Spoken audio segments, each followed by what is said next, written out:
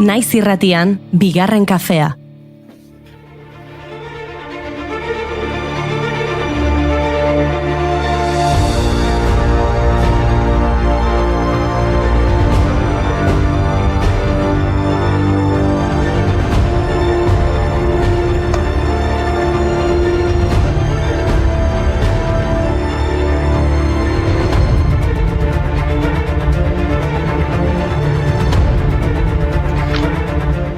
Egunon guztioi eta ongi etorri bigarren kafera ostirala da eta gai ugari elkarbanatu nahi ditugu zuekin. Aiert behobide dantzaria esan da bezala, dagoeneko gurean da. Eta Maite Tolosa etorriko da, abokatua. Uste dut berriro guk erantzun beharko ditugula bere galdera gaurkoan, Eta gautena Autismoaren Gipuzkoako elkartea ezagutzeko aukera izango dugu, baina lehenago atzera begira jarriko gara. Itxita zeuden lekuan, leioak irekitzea zen helburua, kantuen bidez ulertu gure mundua, munduak gulertzen ez gintuenean etorkizuna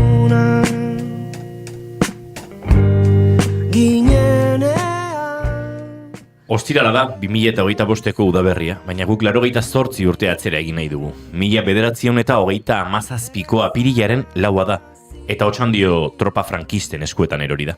Aurretik, Angel Salas Larrazabal Urduñarrak eta Jose Muñoz Jimenezek gidatzen zituzten hegazkinek Santamaina jaiak ospatzen ari zirela herria bombardatu eta 71 hildako eta zauritu ugari eragin zituzten. Molak biak pertsonalki zoriondu egin zituen. Handik hilabete batzuetara, martxoaren 31an Mola generalak Bizkaiaren erasoaldi orokorra abiarazi zuen. Otxandiotik eta Ondarroatik Asturiaseraino edatzen zen iparraldeko fronterekin amaitzea helburu zuena. Nafarroako brigadetako karlistek egin zuten erasoaldi hori Legutiotik eta Leintzaranetik abiatuta aireko eta artilleriako laguntza handia zutelarik. Garagarrilako eta biaukazan jaietan ziren Otxandioarrek bizia galdu bena gogoratzeak minen monaren azten itziezin dana azten itziezin dana.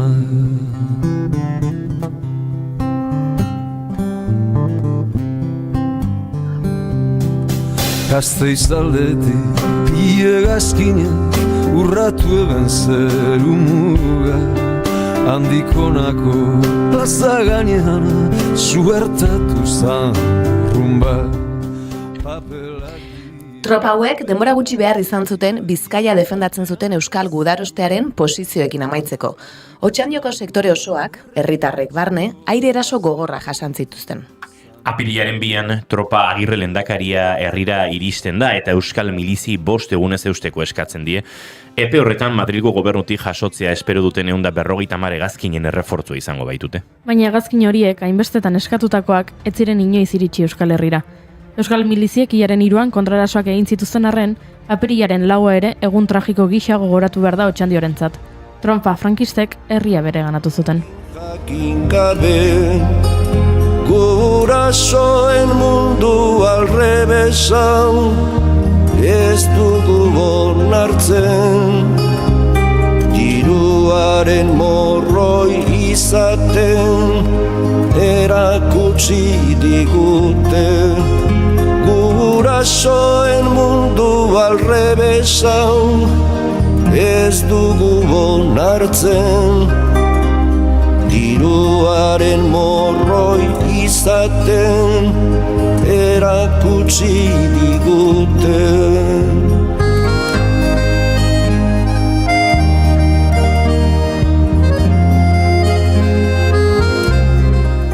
Hortik aurrera Otxandioko boterea frankisten eskuetan egon zen, eta horren ondorioz neke berriak jasan behar izan zituzten otxandiarrek, atxiloketak, gatibulanak, erbestea.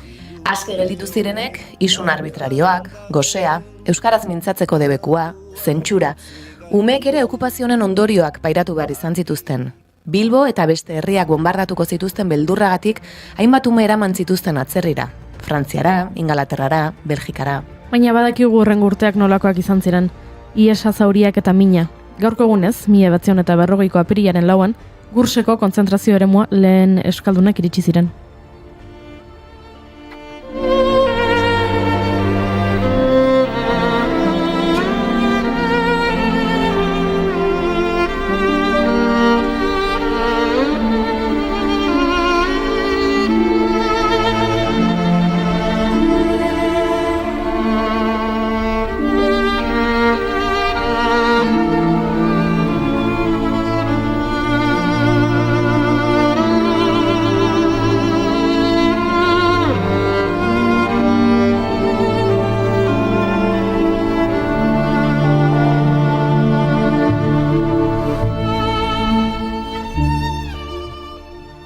Kurseko konzentrazio esparrua 1926ko gerratik iesi joan ziren Hego Euskal Herriko errefuxiatuentzat sortu zuten Okzitanian, Bearnoko izen bereko herrian, naiz gerora beste lekutako jende ere bertan izan zuten.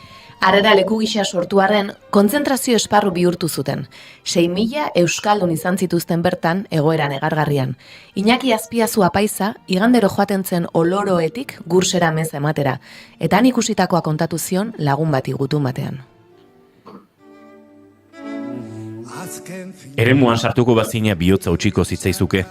Aurpegi anemikoak eta begirada tristeak ikusiko zenituzke.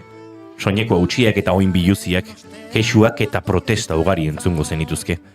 Hau da egia, uste dute zirela 100 gora, barruko arropa dutenak, gehienak praka eta jaka zahar batekin estaltzen dituzte beren aragiak.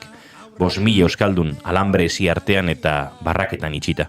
Koltsoirik gabe denak, manta handirik gabe, sendagairik gabe, soinekorik gabe.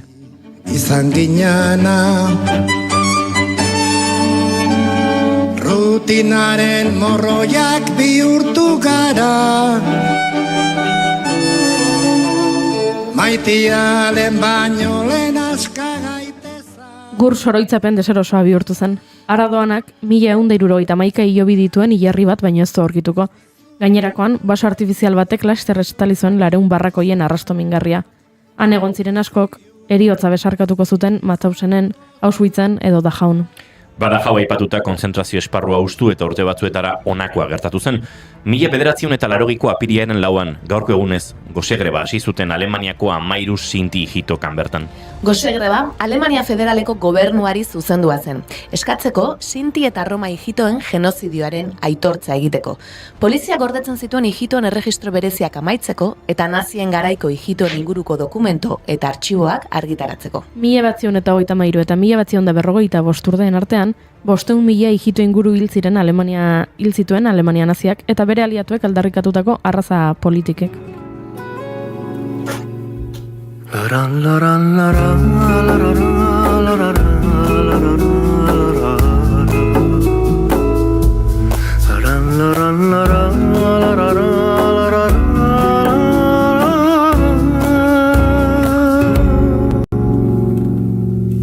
Zazpi euskal herriek bat egin dezagun, guziok beti gauden gu euskaldun. Zazpi euskal herriek bat egin dezagun, guziok beti. Atzera begira jarri gara bai, garrantzitsua delako guri historia ezagutzea, eta zenbat historia klase behar ditugun mundu mailan. Albisteak hau bete hortzuzten gaituzte. Israelek 27 pertsona hil ditu, horietako 18 haurrak. Eskola baten aurka egindako bombardaketan Gazan. Eta horrela guri geroz eta zailagoa egiten zaigu saio alai bat egitea, albiste tristeak bata bestearen atzetik. Guizlaga Zinborskak esaten zuen bezala, barkatu urrutiko gerrak, loreak etxera ekartzeagatik, barkaidazue zauri irekiak, behatzean ziztatzeagatik. Eskerrak poesia daukagun. Eta guk saioa egin beharko dugu eta maite ditugun gauzekin hasiko gara. Edo giro honetan maite ez ditugunekin, Entzuleok, altzaburua, apirilek lauditu gaur eta ostirala da ongi etorri guztioi, bigarren kafera naiz, irratian zarete.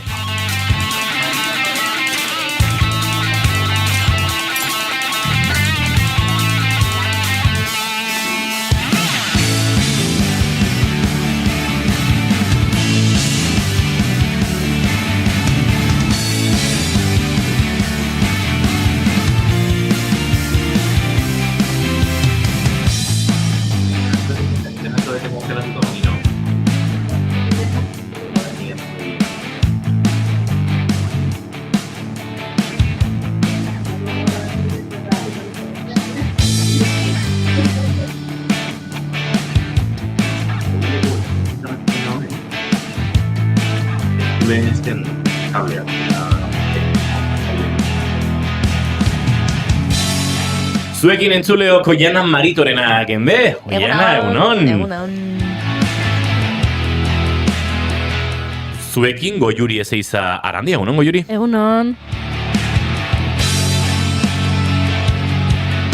Eta izketan ari zaizuen hau Inigo Asensio Lurbide. Gaur bigarren kafeak 956 garrena du, goizak 10 eta 17 minutu apirilak 4, gu 3, Laister 4 izateko asmotan, eta horrengo 2 orduetan, zuekin, bat egiteko intentzioarekin ongitorri guztioi naiz irratian zarete, bigarren kafean.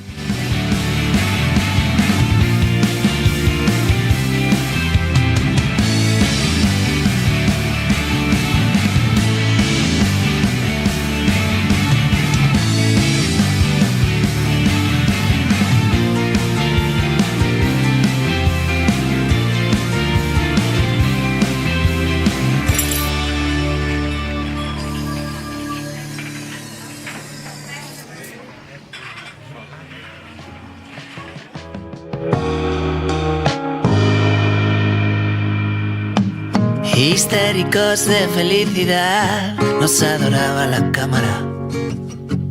Publicabas toda nuestra intensidad, te llovían las marcas. Era tan Black Mirror, yo sabía que no ibas a aguantar.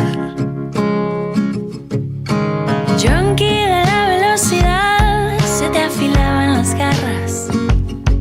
Cuando estábamos a punto de avanzar, me moría de ganas de clavarte un cuchillo y abrazarte a todo lo que da. Goizeko 10:19 minutu eta guk egunero bezala maite dutekin abiatuko dugu gaurko saioa, txatari begirare jarri behar dugu, egun ostirala nire maite duta da, zenbat maite deten elkarrezketak prestatzea, eta prestatu dut elkarrezketa bat, inoizko luzena.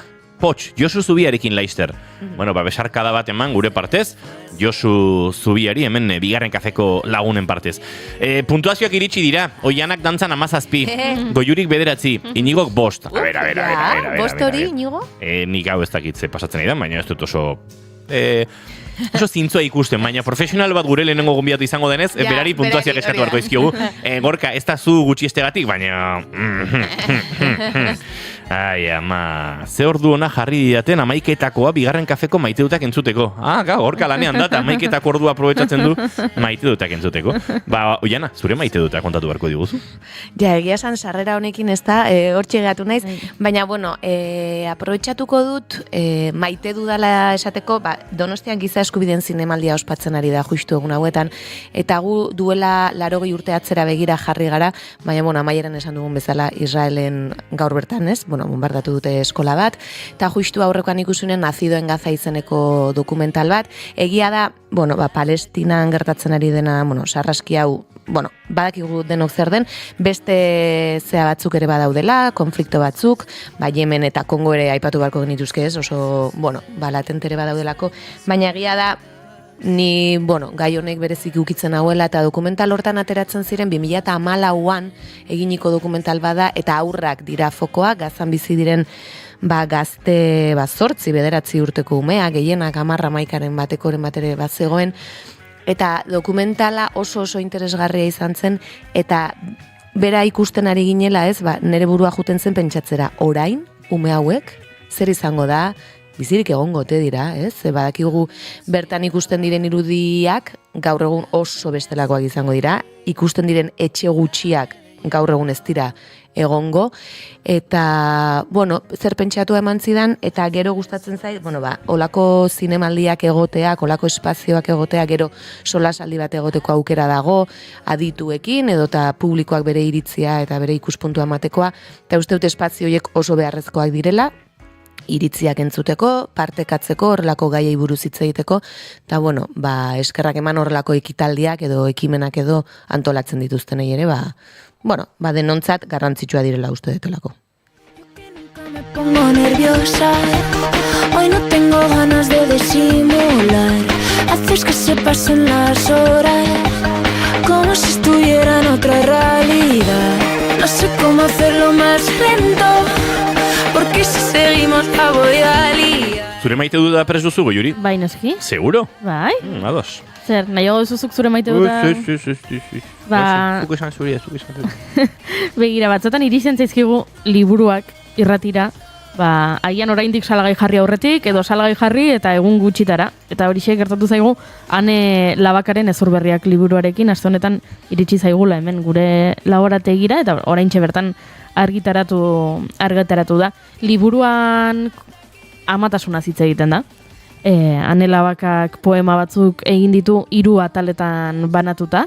Hau da, haurdunaldia, aurrekoa, haurdunaldia, ondorengoa, banatuta da horrela kronologikoki bezala, eta ni ez nago haurdun, ez naiz inoiz egon haurdun, eta orduan ez dut egunean liburuarekin konektatu, naiz eta gai naizen ikusteko oso ondo idatzita dagoela, eta oso poliki idazten duela Ane Labakak, baina nik ez dut bereziki konektatu, poema batekin izan ezik.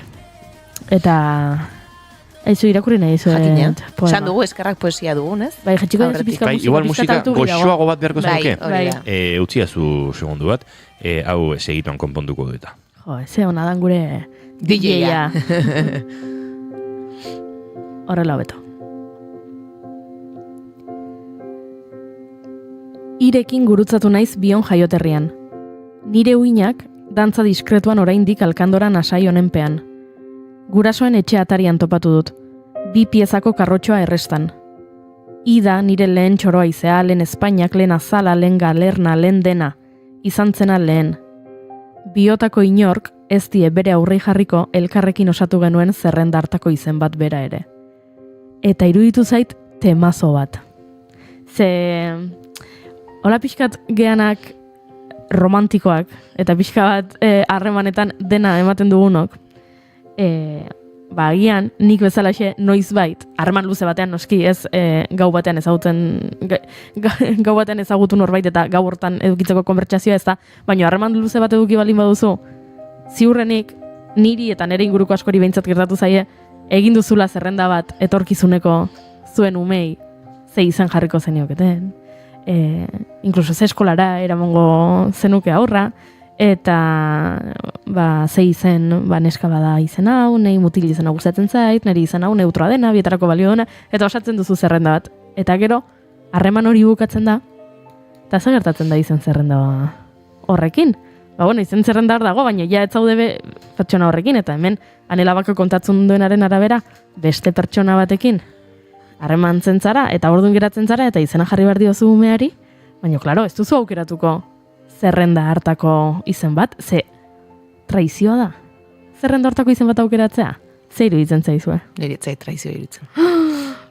Ez, gustoko baduzu. Niretzat kontua da izen hori norena zen. Bikotean nork proposatu zuen. Behintzat hor erdibideko zare kokan ezake. Nik iraganeko bikote batek proposatu balit jarrikot izen bat oso normala ez izateko konfliktu gai bat. Amaia, bai? Urrengo harreman batean Amaia proposatzeanik raro egiten zait, zaiago egiten zait. Baina nik proposatu banu bere garaian Amaia, nik ume bat balin badut eta neska bada eta leire ditu nahi diot, etorkizunean izen horri heltzea ez zait debekatu iruditzen. Ez, inondik inora. Neri ez, zuri bai, badaki, baina nik uste dut gustoko baduzu eta oso garrantzitsua da. Oso erabaki pertsonala da gainera, eta nik uste dut hor batzutan gustatzen mazaizu leire beti danik, zergatik bikote honekin pentsatu bat zenuen gero ez, edo bestearekin hitz egindako bat gustuko baduzu, ez dakit, nik uste dut, ez nio gain beste buelta emango baina esan. Horregatik, ekarri dut gaia, berak olerki honetan esaten du ez, biotako inork ez die bere aurrei jarriko elkarrekin osatu genuen zerrenda hartako izen bat bera ere, eta meloi bat iruditzen zait, eta niri bai iruditzen zaidala pixkat traizioa. Badakigu. Traizioa iruditzen zait, eta gustatu zait olerkia, eta gustatu zait gaia, eta ulertzen dute baita gauza desberdinak daudela ez, niri gustatzen baldin bazait betidanik izen ingelesa jarriko ditut, ez... Jennifer. Gustatu izan bazait, betidanik Jennifer, eta gero hasten naiz Pakorekin, eta Pakori esaten diota, niri Jennifer izan gustatzen zait, eta Pakoka, Jennifer bat eta tal, gero etorkizunean agian, naiz eta pakorekin ez egon, Jennifer Harrisak etze beti handi gustatu izan zait, baina balin bada izen bat, noizbait hasi zarela berarekin, eta ze izan jarriko zenioke. Niri gustatzen zaizkit, izenak, ez dakit, TZ duten izenak. TZ duten izenak, goazen bidatzea TZ duen izen bat, bioi gustatzen zaiguna. Eta horrela aukeratutako bat balin bada, eske, hoi da oso... Claro, nik egia da, olako gai eta olako zerrendak ez ditudala inoiz osatu. Ez bada momentua bezala iristen, ez? Igual ere aurretik ez du... Bai, nik ez ditut igual pentsatu aurretik.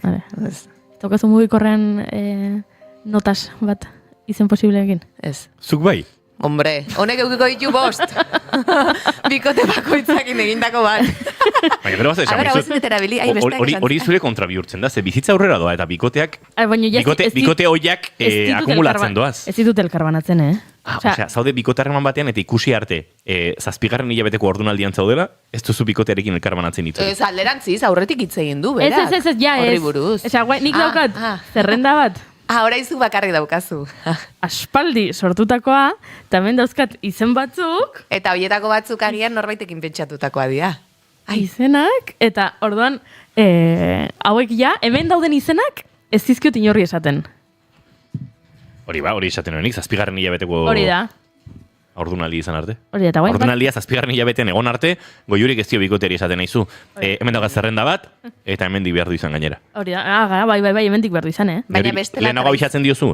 Aizu, inoiz ordun geratuko bagara, geratuko banaiz, eta zu balin bazara aita, jakintzazu izena nik aukeratuko dudala. Ez dut aukeratuko, nik zerrenda umango diot, eta esango diot aukeratu hemendik. Bizitza errezten ari naiz. Eta esaten badut zaiola bat bera ere gustatzen, zeingo deu? Esango diot, niri... ama soltera. Niri eta gustatzen zura aurpegia. Esango diot.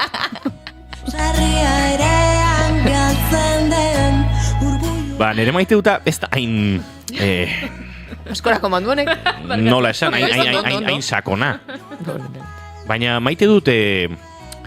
Nola esaten du, Olai Intziartek, iraultzailea dela astelenetan bizitzeko gogoa izatea. Niretzat, iraultzailea da gaur egun 2025an pintxopote batean, gibela eta giltzurunak jartzea pintxopoten modura. Ez dakit barrukiak edo horri, nik aita leondarra dut eta han asadura izena du, baina beste lekuatutan kaskeria erderaz, ez dakit euskeraz barruki hoiei nola ditzen zaien, akaso barrukiak edo entzuleren bate balin badaki edo lagundi ezagula.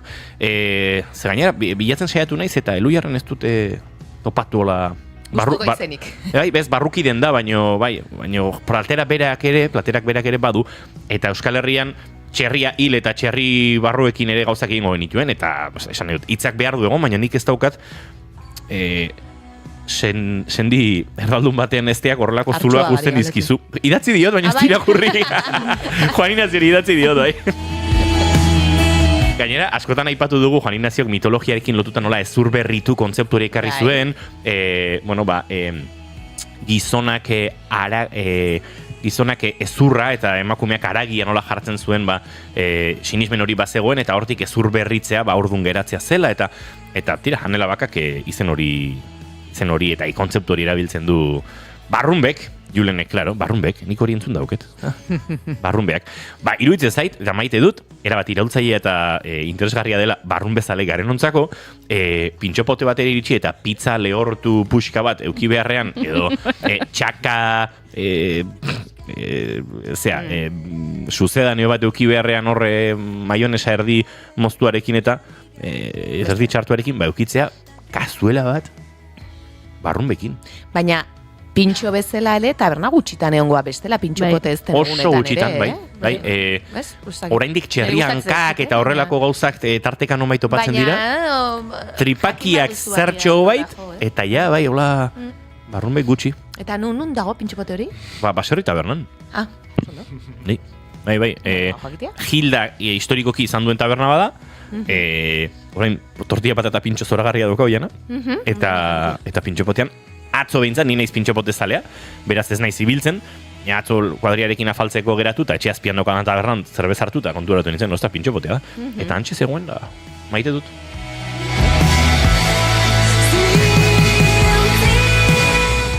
Aiert beho bide, egunon eta ongi etorri aspaldiko. Kaixo, egunon, mi esker gonbiapenagatik. Ondo altzara? Kaixoa gure txorakiriak entzuten. Ez guztara, bidaia polita egin dut, guzti entzuten sorrera. Abiatu gara gursitik eta bukatu dugu barrunbea jaten tartean emakume zur berrituak zeizen jarriko dion erabakitzen eta bai, egia esan nahiko xelebre. Nahiko eklektiko joan da gure saio hasiera hau. Zuri maite dut askatu jarri zu, Aiert, zen maite duzu? Begira, bueltakan emilen eta sortu didazuen, eragin didazuen emozioek eraman naute, aurtsoa abestia gogoratzera, Michel Abeberrik,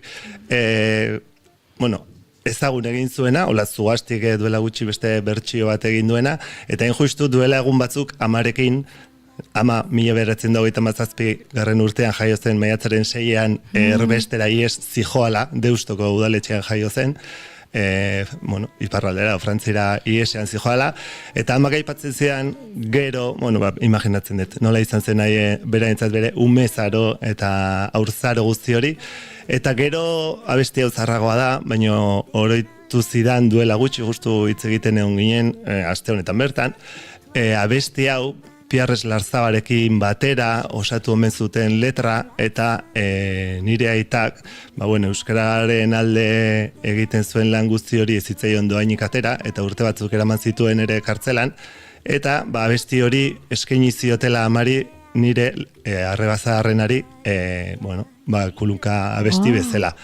Eta horrekin, ikustezue, egin dudan bidei guztia hitz egiten ari zinatenarekin, iritsi naiz onera, ez? Noa pixka bat abesti horretara, transmisio horretara, sufritu duten pertsona gerrak, sufritu dituzten, eta sufritzen jarraitzen dituzten pertsonen buru eta sentimenduetara, eta gero nola azten diren, handitzen diren, eta jarraitzen duten transmisio hori, ez? Haien urrengoei transmititzen. Horrera joan ez. Oie, ipurdia. Maite duta, ondo landuta ekarri du, Ondo landu du hemen gurekin zegoen. Dena aldatzen da, gau ez aldatzen da aldez, euskiaren sarea, uda berrian soinekoz, aldatzen da landarea, piztiak iak jezeta, ama mazarrak bisaiz, dena aldatzen da bera. Eta ari zareten zuten Ines Osinagaren dena aldatzen da kantua, zer esango dizuegu, igual azken txampan oraindik bazabiltzatela hemen naiz irratian osatu dugun zozketa espres hau ontan parte hartzeko, naiz irratiaren Instagram kontua jarraitu eta bertan mezu bat utzi behar duzue, esanez Ines Osinaga edo kontzertua. Eta kontua da, hor kontzertu berezia izango dela, gaur gabeko 9:00 Donostiako Tabakalerako Kutxa Kultur Klubean, biziala iraun zikloaren baitan, eta Ines Osinagaren emanaldirako sarrera bikoitz bat daukagu. Gaur eguerdirako izango da irabazlearen zozketa, beraz, igual 11:00 bite artean urrengo 25 minutuetan, idazten baduzue gure Instagram kontura, naiz irratiaren Instagram kontura, oraindik gaur gauerako plan osatuko dizuegu. Eta bestela, oraindik sarreraren bat akaso, salgai izango da, eta gaueko 9:00 Osinaga gozatzeko aukera izango duzue. Aldatzen segi bezala, Instagramik ez baduzue 644-632-944, naiz irratiaren WhatsApp zenbakia ere, idatz dezakezue 644-632-944, eta gozatu. aldatzen da.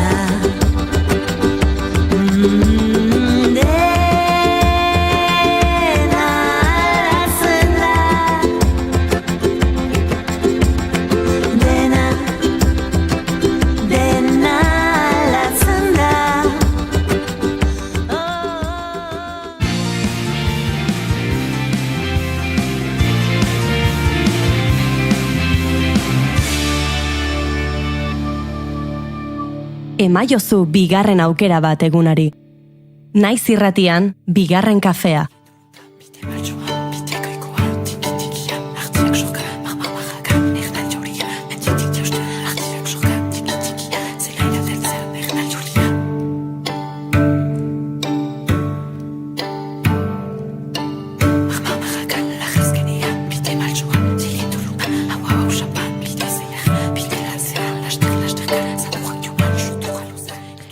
Aiert Beobide Egaña, Donostia, dantzari eta koreografoa.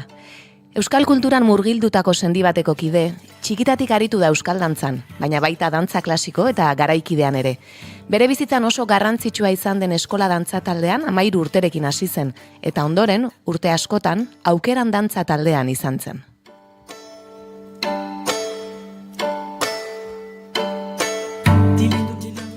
Beti izan du esperimentatzeko grin handia, eta horrek proiektu ezberdin askotan parte hartzera eraman du, koreografo askorekin batera eta baita egitasmo askoren bultzatzaile izatera ere.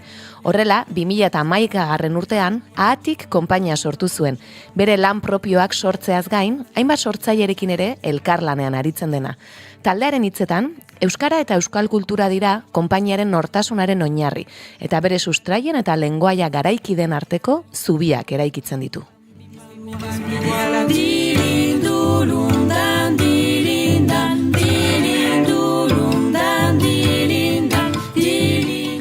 Bimila eta 2012an estreinatu zuten euren lehen lana, Herri Makoinetan. Bertan bertsolaritza eta dantza uztartu zituzten. Ordutik, lan gehiago ere sortu dituzte. Itsaslapurrak, Lau eme, Hormek diote, Ur bizitan, eta martxoaren 8an estreinatu zuen konpainiak bere azken lana Donostiako Gazteszenan. Hots. Oso lan pertsonala da, Jone San Martin koreografoarekin batera sortu dutena, eta aspaldiko partez, Aiert bera ere oholtzan ikustera eramango gaituena. Herri gogoa Euskal Herriko lehen zigilu diskografiko hartu dute oinarri. Zentzuragatik, diskoak argitaratzea debekatu zitzaiona, eta 200 diskatik gora sortu zituena. Axel Egaña eta Iñaki Beobide izan ziren sortzaileak, Aierten gurasoak.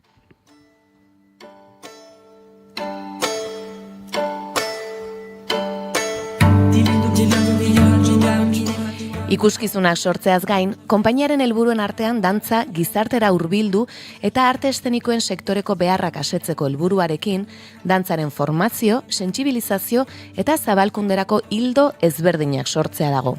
Horretarako, dantza egitasmoa abian jarri dute. Eta horrez gain, Aiert Pasaiako Dantza Festivalaren sortzailetako bat ere bada, dantza eskolak ematen ditu, eta baita dantza talde ezberdinekin lanean aritu ere. Gaur batez ere, Hots lanari buruz hitz egingo dugu, ziur transmisioaren garrantzia ere agertuko dela, eta maite duta bezain elkarrizketa interesgarria eskainiko digula. Ongi etorri bigarren kafeko kafeutxera, Aiert Beobide Egaña. Eskerrik asko. Ni esker, sarreragatik. Oioi poria jarria, zen. Zu guri lehen ere, beraz, bida, trukian. Lehen galdera biak... Goiurik egingo izkizu. Bai. Bi galdera egingo ditut, baina zuk aukeratu dezakezu bakarra erantzutea, Ados. Soilik gonbidatu ausartenek erantzuten dituzte. Presiori gabe, Baina guk aukera hori mai gainean jartzen dugu. Lehenengo galdera da, ea, nola imaginatzen duzun, nola irudikatzen duzun, edo nola gustatuko litzaizuken izatea zure hileta, zure funerala. Ai, nola jartzen zaren. Eta bigarren galdera da, zure bizitzari buruzko pelikula bat egingo balu norbaitek, baina torriko balitz zuzendaria eta esango balizu. Ezin dugu kontatu jaio zinenetik orain artekoa. Kontatuko dugu pelikulan, soilik zure bizitzako etapa zehatz bat. Etapa izan daiteke, ez dakit, 5 urte nituenetik 7 urte nituenera, biziginelako ez dakit non. Edo 18 urterekin joan nintzenean ikasketak egitera ez dakit nora. Bueno, zein etapa aukeratuko zenuken pelikula batean irudikatuta ikusteko? Begira, bigarren honekin gelatzen naiz momentuz, eta aukeratuko nuke, nik uste, orain bizitzen ari naizen etapa, azkeneko urteetatik gaur arte. Iruditzen zaidalako egiten duela bidai oso eder bat nire bizitza eta nire jatorri guztitik, eta erakutsiko lukelako hoberen guztia. Etapa honetan gelitu, uste dudalako dela etapa gehien pentsatu arazi didana nire nundik natorren nun nagoen eta nora noan, hiru galdera erraldoi horiek, eta horrekin geldituko nintzake oso esperientzia polita izan delako, eta uste dut, agian ere da momentua delako, hemendik 5 urtetara agian aurrera begiratuko nuke, baina uste dut momentua hau dela, eramango nukela pelikula batera. Asko gustatzen zait, gonbidatuak esaten dutenean orain, ze momentu okertuta, orain ze etzara lehenengoa, eta ilusio egiten dit, pentsatzen dut begira, ze ondo, ze orokorrean izaten da, arrazoi politengatik ez, agian, gehiago ezagutzen naizelako orain, edo orain topatu ditu dalako erantzunak, edo dana dalakoa, ilusio egiten dita, asko pozten naiz jendearen gatik, jendeak aukeratzen duenean orain aldia. Goiurik erantzunatu galdera, egun batean egin barko zaio, ez, berari? Aurrekoan esan nuen, 1000. Saioan, erantzungo zenuela. Denoi galdetuko nizuela. Begira, egun hortan igual zerbait daukagu denok, ez? Eta orain bai galdera, orain serioagoak, oianak egingo ditu. Bueno, serioagoak ez dituzte, Bai, horregatik. Hemen beste kafe utzi bat hartu genuen bere garaian, eta zure ibilbideari eta errepaso sakonagoa egin genion, gaur seguraski, hotxetik gehiago galdetuko dizut, baina lehenengo galdera bai egin nahi nizun, aspaldiko bartez nik oholtzan ikusi zintudan berriz, ez dakit nola bizi izan duzun buelta hori, hasieratik, lan honen hasieratik garbi ote zenuen, honetan egon nahi dut, edo izan da, prozesuan, edo Jonerekin lanean eraman zaituen zerbait. Egia da, proiektua martxan jarri genuenean, duela urte pasatxo, izango zela iazko urtarrilean, edo jarri zen dena pixka bat martxan mekanismo guztiak, ez neukan bat ere, ez ziur, ez argi, ez nion galdetu ere nire buruari usteet. Ez denan egongo nintzenik, eta prozesua izan da. Azkenean talde lana osatzen joan garenean, Jone agertu denean lan taldean, hasi garenean sorkuntza, pixkanaka gauzak probatzen, gauzan hasten, ze itxure izango zuen, nundi joango ziren gauza bakoitza, orduan agertu daia gehiago galdera, eta Jonek erantzuna zuen.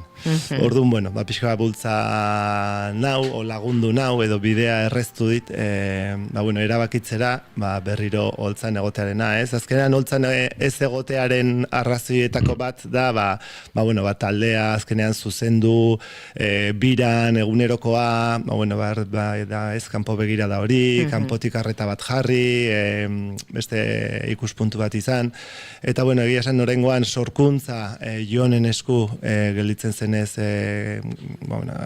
gehiena, berak erraztu du asko sorkuntza guztiaren prozesua, koreografia egiteko modua, lantaldean egiteko, eta ni hasi nintzanean erresidentzia, nik esango nuke, 4 erresidentzia egin genituen, kaina lehenengoa, iraia, abendua, otsaia, horrelako, banatu genuen urtean zehar, eta lehenengo 2etan ez nuen argi oraindik egongo nintzen. Ikusten nuen ere buruagai, ikusten nuen oso gustoko nuela egiten ari ginen lana, ze iruditzen zaitere harrapatzen nahuela Jonek lan asko egiten du nolabait improvisaziotik, patekotasunotik, libertade horrekin, zer egin momentu bakoitzean, eta hor oso eroso sentitzen nintzen, agian beste bati kosta egiten zaio zer egingo duen ez jakitea, baina niri momentu horretan lasaitasun handia ematen zen jakitea, ez nuela behartu behar nahi ez nuena baino gehiago, edo hor oso komodo sentitzen naiz, ni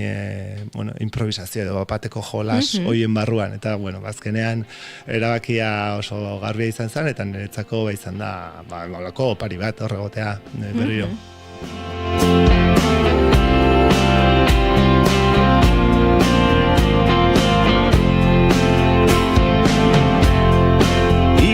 Zielduak, uste handikoak gure herriaz. Goiz eta arrats berriketan gure herriaz.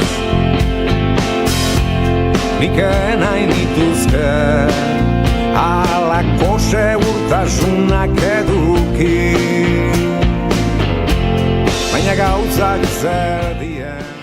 Aipatzen zenuen jolas horretatik nik ere uste dut ikuskizunak baduela, ez? Momentu batzuetan, baina gero hitz egingo dugu agian gehiago. Bai jo nahiko nuke lan honen hasierara, aipatu duzu joan den urtarrilean hasi zinetela, aurreko lan batean ere urbizitanen, bazeukan familiako etxe baten historiatik zerbait, baina honetan ere ez, gurasoek sortutako zigilu hori, aspalitik zenuen agian zerbait egin nahiko nuke honekin, edo ez dakit nola sortu zen zure barruan ideia edo. Altxor hori beti izan dugula etxean, eta beti izan dela, azkenean lan egiten duzunean, hasten zera inguruan dituzun elementu, musika, jolas, ideiekin, egia da nire lehenengotako lan bat, ilargiaren sukar galdua, pieza motz bat izan zen, hor agertu zen Mikel Laboaren abesti bat, hor Zilborrestea, horren genuen Iñaki Salvadorren beste Zilborrestea bertsioarekin, bueno, hor ja gerturatu nintzen pixka bat mundu honetara, ez? Eta, klaro, nik esaten ez, nik diska hau txikitatik izan dut etxean, entzun ditut lan hauek, nolabait erakartzen zidaten, baina, bueno, bizitzak bere faseak ditu, bere prozesua darama, eta urteetan, bueno, beste gauza batzuetan, bueno, azkenean gu normalean saiatzen gara, bueno, tiratzen diguten, ez? O iradokitzen diguten gaietan sartzen dugu muturra dantzarako ere, ez? Bizitzan bezala, guk dantza ere, egiten dugu, gure no, ez, barruan ditugun inkietude horietak eta hori nolabait asetzeko. Eta urteetan zehar joan gara, esan duzun bezala urbizitanen ere, aprobetxatu genuen nolabait natura jasaten ari den zuntxipen hau, ez? Gure senideak diren Josita Joaniren baserria eraitsita horre martutenen, Loiola horre inguruko baserri guztiak nola eraitsi dituzten, urumea berri hori egiteko. En fin, bueno, hortara jo genuen, baino iazko urtarrian nire aita hiltzenean, ja, izan da, bueno, ja, bai, edo bai, bueno, eta batez ere, etzen bai edo bai aita hiltzelako, baizik eta hasi ginelako, nola ez, irakurtzen, asko berak egin zuena bere bizitzan, ze proiektu egin zituen, nola sortu zuten disketxea, bere elkarrizketa asko atera ziren argitara berriro, eta horrek ja bultzak gintuen, nolabait, gai oso interesgarria, nola ez pertsonala, baina ere garrantzitsua zela, kulturalki, gizarte bezala eta euskal kultur gile bezala, gai hau berriro, memoriara pixka bat ekartzea, eta horrela hasi zen, hori izan zen bultzada, eta hori izan zen, proiektu hau, bai edo bai, eta gainera ez genuen denboran gehiegi atzeratu nahi, horregatik izan da nahiko espresa, ze aitak ezin izan du ikusi, baino amak ikustean nahi nuen. Eta, nor daki, nor egongo den azkena mundu honetan, baino bai nahi genuen, denboran alik eta azkarren izan, eta urte eta hilabete batzuetako proiektua izan da. Horixe galetu nahi nizun, amak nola bizi izan duen ere prozesua, berari ere, gauza asko mugituko zitzaizkion, unkitu ingo zan.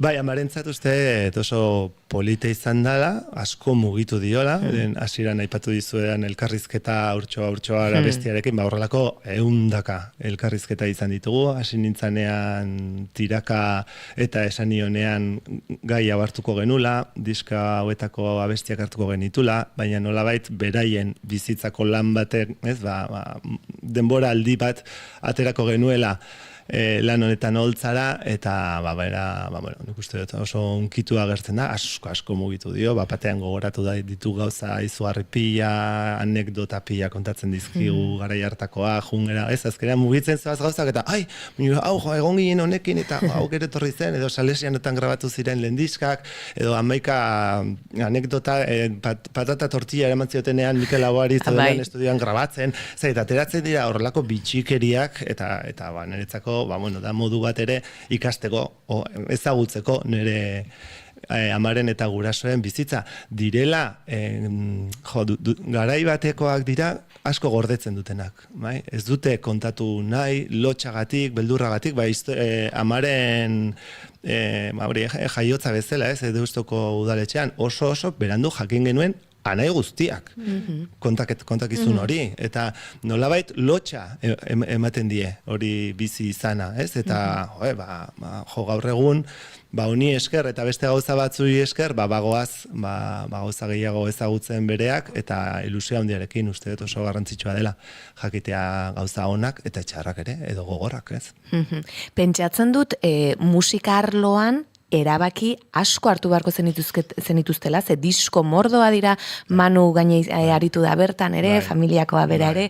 Ez dakit hori Manuren esku utzi duzun guztiz, zure eta bere arteko zerbait edo beste taldekidena ere izan ote den, edo nola izan den hori?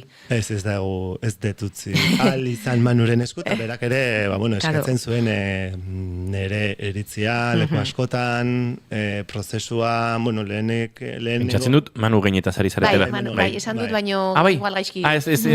Uste nun Manu eta zari zinatera, igual entzule galduta dago ni bintzaten nintzen kokatzen ari. Manu gain, urbizit Irratitan ikuskizunean zuzenean izan genuen perkusioa jotzen, bueno, musika komposizioan lanean ari da, bai arte eszenikoetan, musikan, bueno, ari da oso lan interesgarriak eramaten ari da aurrera, eta gainea familikoa da, eta orduan iruditu zitzaigun, bueno, nolabait beraren gana jo genuen lehenengo, eta hau dena azaldu genionean, hasi ginen, hau nola egiten dugu, nola ze prozesu eramaten dugu honekin. Lehenengo gauza berak aipatzen duen bezala, izan zen, entzun, ez? Diskografia honek daukan katalogo zabal guzti hori, entzun ze asko, bueno, iritsi dira, gaur egunera, baina beste asko, aztu dira bidean, eta guzti hori entzun ondoren, hasten ginen erabakitzen, eta zer sartzen dugu, zer nahi dugun erakutsi, nola nahi dugu erakutsi, nahi dugu katalogo honen, gauza ezberdinak erakutsi, zentratzen gera gauza batean, eta egia da, erabaki aldatzen joan dela, bidean zehar, hasieran, bueno, bagin genuen nolabait, hasierako aukeraketa handi bat izan zitezkeen abesti sortzaileekin, ipuin, bertso, ramaigabeak direlako dauden gauza ezberdinak, eta gero denborarekin joan da, gauza batzuk zeudenak aukeratutak ez dira agertzen, eta aukeratu gabe zeuden asko etorri dira. Eta horrek ere eraman du, Jone San Martinek koreografia eta musikarekin egiten duen erlazioa, ez delako ohikoa izan gure lan egiteko moduan. Orduan, guk egingo genuke, modu klasiko batean, ez? Agian izan beste, baina hartzen dugu musika bat eta koreografiatzen dugu. Edo aukeratzen ditugu musika batzuk, egiten dugu narratiba bat eta koreografiatzen dugu. Joneren sortzeko modua oso ezberdina izan da, eta horrek eraman du ere, musikaren erabilpena zeharo ezberdina izatea, sortzeko garaian joan ginelako mugimenduak sortzen, eta gero mugimendu horieri joan gea musika jartzen. Edo Manu joan da sorkuntza prozesuan bertan gauzak probatzen zijoan, eta batean magia gertatzen zenean, esaten genuen, hau hemen doa. Ulertu dugu denak ez ere esan gabe. Eta horrela jonda pixkanaka gauzak agertzen, nahi genituela ezoiko musikak agertzea, nahi genuen herri gogoak lan asko egin zuen euskal musika sortarekin, herrietako musika hoiek grabatzen, igual ez dagoenagoa ditugun Maurizia bat, baina herri, baita Tolosako inauterietako musika diska ere badago, orduan esanet badagoela hor katalogo oso handi bat ere iritzen zitzaiguna oso interesgarria, eta eraberean bat daude beste asko esperimentalak, musika klasiko garaikidea dago, edo baita daude Fisher, hau da, Nueva Yorkeko musika produktore bat, 70garren hamarkadan punta-puntan zegoena, eraman zizkiotela hemendik hainbat euskal melodia berak bertsioak egin zitzan. Eta hor dago, Aquelarre sorta, izena duen, bizpeiru lau bost diska uste direla, eta hor, gero beste Segundo Galarzarekin, beste musikagileekin egin zituzten, euskal musikak nolabait berritu edo bertsio berriak sortzeko ideiarekin, ez? Nolabait, bere beti esaten zuten musika o euskal kultura garaikidetasun batetik egin nahi zutela lan, eta ez museoetako kultura bezala utzi ez euskera eta ez euskal kultura, ez? Eta horretan egin zuten mila gauza, mila esperimento, gauza asko ez ziren ondo atera, edo ez zuten izan pentsatzen zuten arrakasta, baina beste askok bai, eta batez ere ditugu gordetak orain denak nahi dugunean entzun, eta aurkitzeko zailagoa dira ere, badugu Eresbil, euskal musikaren artxiboa, edo badugu bideak aurkitzeko horre den legatu guzti hori. Nik lehen aipatu duzu maite dutean, ez? Bidaia egin duzulazuk gureak ere entzuten. Nik emanaldia de ferian ikusteko aukera izan nuen, eta egia da musika, soinu, ipuinek, bidaia bat eragiten dizutela, eta justu ondoan, neukan pertsona bat Kataluniakoa, uste dut okerrezpanago, eta momentu baten bukaeran galdetu zigun zerbait, aizue barkatu, karo, nik ez dut ulertu esaten zana, eta baina berak esan zuen, ze garrantzitsua, horrelako lan bat, transmisioarena, ez? Nola ze polit ekarri duten hori guztia ikuskizun baten bidez. Baina guztat maitasuna handia dagoela, eta egia da, seguri ere berdina gertatu zitzaigun de ferian bereziki, ez? Kanpotarrasko zirelako, eta galdetzen zuten, ez? Baina ze esaten da, zerri buruz dijoazten hitzak, esaten genien, baina eske ez dago narrazio Bai. bat literala abestietako hitzekin. Abesti horiek sortzen duten mundu hori da dijoana gertatzen, ez? Eta dauden oso tankera ezberdinetako musikak, batzuk ia barre ateratzen dutenak, eta beste batzuk unkitzen dutenak. Ulertu gabe ere euskera edo hizkuntza ere nik uste bidai hori ematen dela, eta bueno, hori jasotzen dugu, ulertzen dugu, ezagutzen dutenentzat, hor ateratzen diren abesti eta sortzaile eta ipuiak edo, bueno, eta badira ere esaten dizutenak, eske nik ipui horretan parte hartu nuen ahotsa jartzen, eta batzuentzako bidaia oso ezberdina da, baina hala ere nik uste dut emanaldiak berak hartu duela beste dimensio bat oso ezberdina hizkuntzatik datorrela, transmisio hori nabaritzen dela ez tradizio hori, eta nabaritzen da era berean modernizazio garaikide tasun hori, ez? Eta bueno, nik uste dut oso lan borobila dela zentzu horretan. Nik uste dut ematen dula denbora boletinaren aurretik. Aipatzen ari zinen orain modernitatea, garaikidetasuna, zuek egia da euskal dantza berez duzuela, ez, abia puntu. Lan honetan ere, Joneren bitartez agian ere gehiago, garaikidetasun hori nola uztartzen duzue hori guztia, ez? Gero eta konpainia gehiago dira, azkenean, uztarketa horretan edo, hor aritzen zaretenak, baina nola egiten da edo gorputzean nola sentitzen joaten zarete hori? Nik uste dela gure galdera, edo nire galdera hasi nintzenetik nolabait guzti hau sortzen, ez? Nire ibilbide guztia, ez? Dantza tradizionalean urte asko eman, eta gero nolabait gauza, egungoago bide batetik egin nahi dezunean ikuskizun bat. Eta, galdera hori modu ezberdinetara erantzuten da, baina uste dut Jonek oso argi zuela nola egin ziteken, aukeraetako bat, ze berak azkenean forsaitekin urte askotan, dantza klasikoa bera desestrukturatzen, desegiten, horkin jolasten ibili da, eta berak bazuen konfiantza, ez, nola egin. Eta guri transmititu digun konfiantza horrekin, gu ere, sendotasun batetik joan gera, nola jolastu dezakegun dantza tradizionalarekin, improvisazioaren bidez, jolasaren bidez, elkar harremanak, espiluak, mila erraminta erabiliz, nola, eta nik uste lortu duela, eta hori zen Jonen helburuetako bat, euskal dantzekin, dantzari bakoitzaren parte intimoago bat ateratzeko aukera izatea, eta nik uste lortu duela.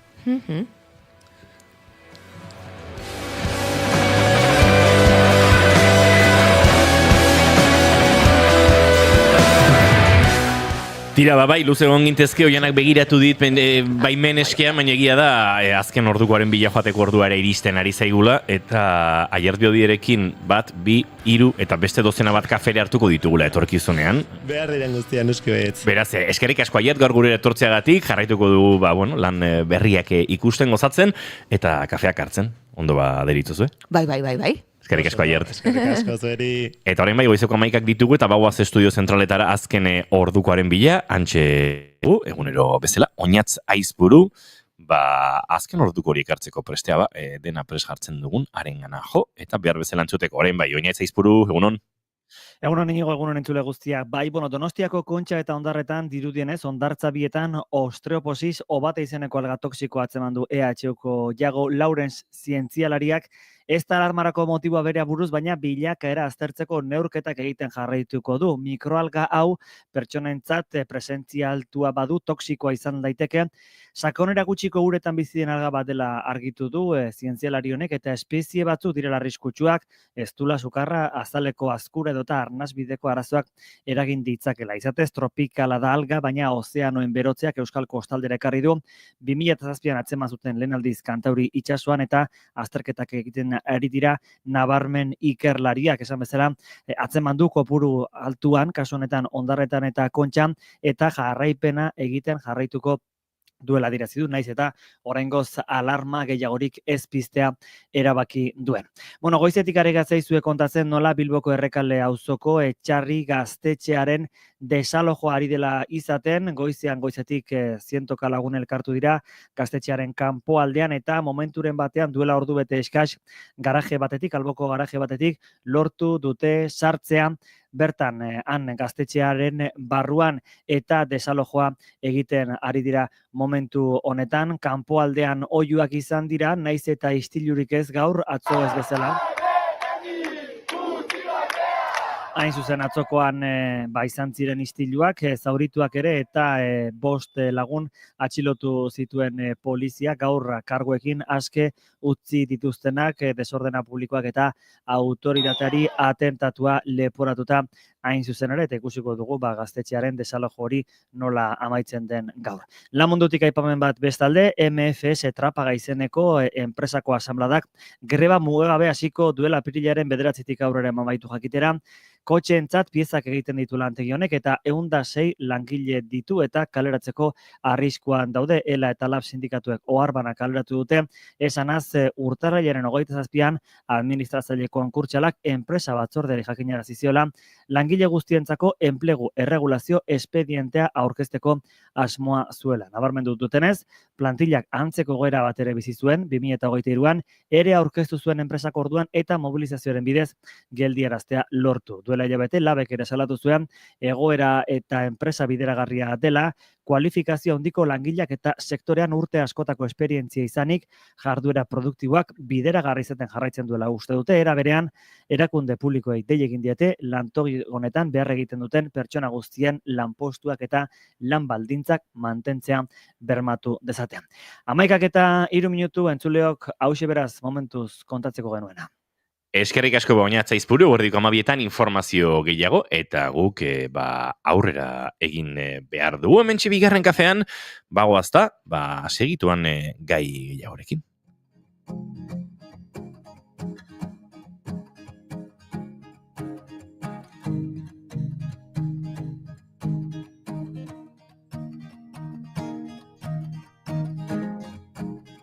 I was born in a place where the sun shows up shine.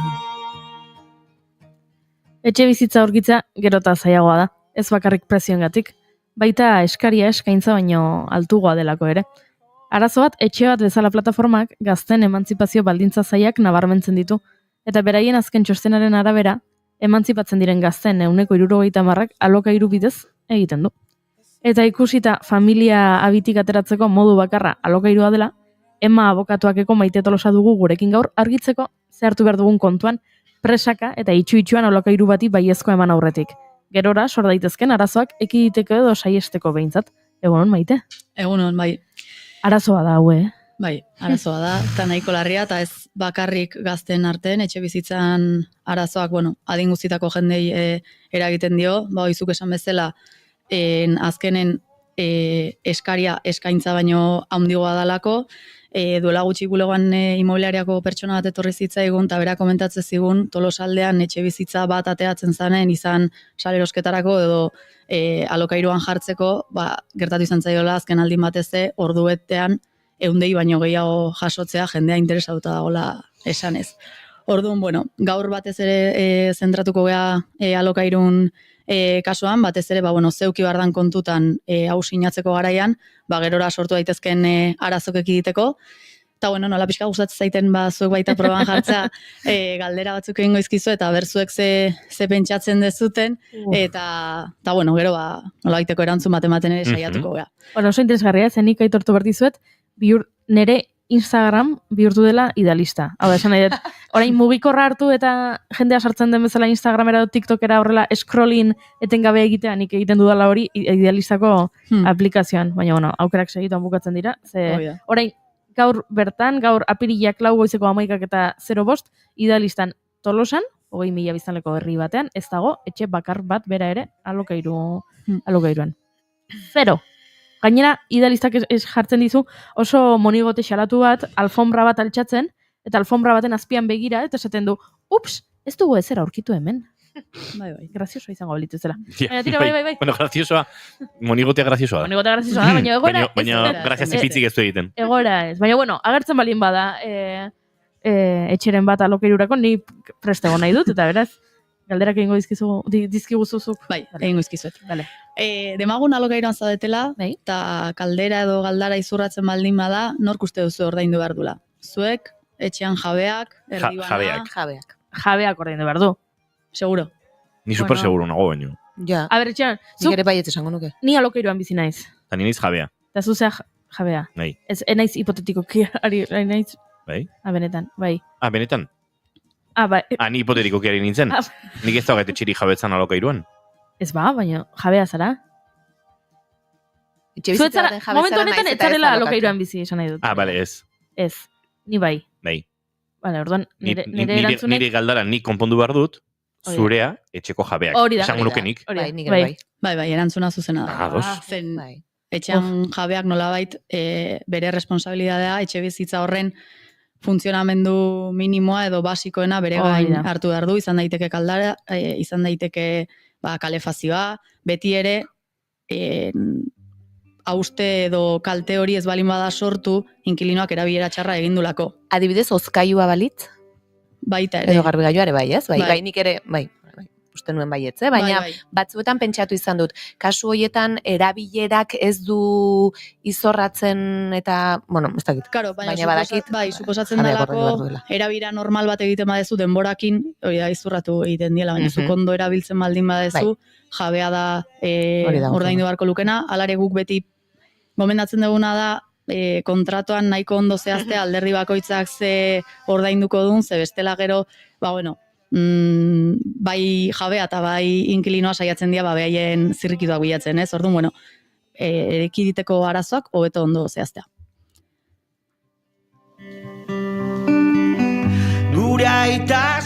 Bale, behintzat, lehenengo galdera hau, garbi daukagu eta garbi erantzun dugu. Bai, ni beste galdera bat, niri sortu zait orain ere. Adibid, bueno, igual, gero, bukaeran, bada ezpada, igual galdetuko diguzu hori. Vale, bigarrena da, maskota bat balin badezue, izan katua txakurra, bueno, dana dalakoa, euki daiteken etxean. Haute bazo bada, ze, nik, ekarri dut nire alokairuko kontratua. Epa! Prestatuta torri zea? Ez eusten dezo. Karo. Eta hemen jartzen du, era berean, erabiltzeiak ezin du bizilekoan eta hainbat gauza jartzen ditu eta tartan nire etxean ezin dut inolako jarduera industrial, komertzial edo zerbitzutakorik egin. Nik ezin dut montatu hor denda bat nire etxean adibidez. Ezin ditut gauzak bota patioetara, ezin ditut lehergaiak, sukoiak, material desagokiak eta horrelakoak manipulatu eta ezin dut animaliak eduki. Men jartzen du, ezin dudala. Baina duela hilabete batzuk, nik telebistan entzun nuen, nola aldatu egintzen animalien ongizatearen legea, orain maskotak, etxeko maskotak familiako kide direla, eta orduan, hau ez dela legezkoa. Eta orduan, ez dakitzer esan, ze kontratu hau nahiko berria da, eta orduan, pentsatu dut. Da, leoninoa. Orduan, eduki dezaket, ala ez. Gero beste kontua da, naiz eta nire kontratuan, eta nire eraikineko beste etxe bizitzen kontratuetan hori jartzen duen, txakur batzu bizi direla nire eraikinean, hori ere egia da. Hemen esan behar dana da, alkiler bat sinatzen denean, lehenik eta den behidatzen dela kontratua dela, suposatzen dela bi alderdiak adostu dutena. Orduan, zuk hor sinatu dezunan arabera, adostasuna ematen diozu animaliak ezin eduki izateari.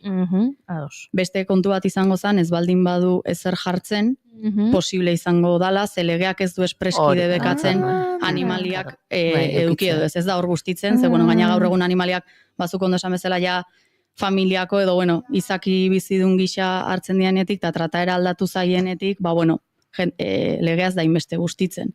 Baina, bazure kasuan, animalia bat eukiko bazenu, eta hor jartzen dunan arabera, pixkat kontratu hausten egongo zinateke, eta kasu estremoan, kontratu hauste eukiko luke jabeak. Baina, bueno. Hor, maite, abokatu bezala. Ni noa zuen gana, ema abokatuak era, eta esate dizu eta izu arazoa daukat.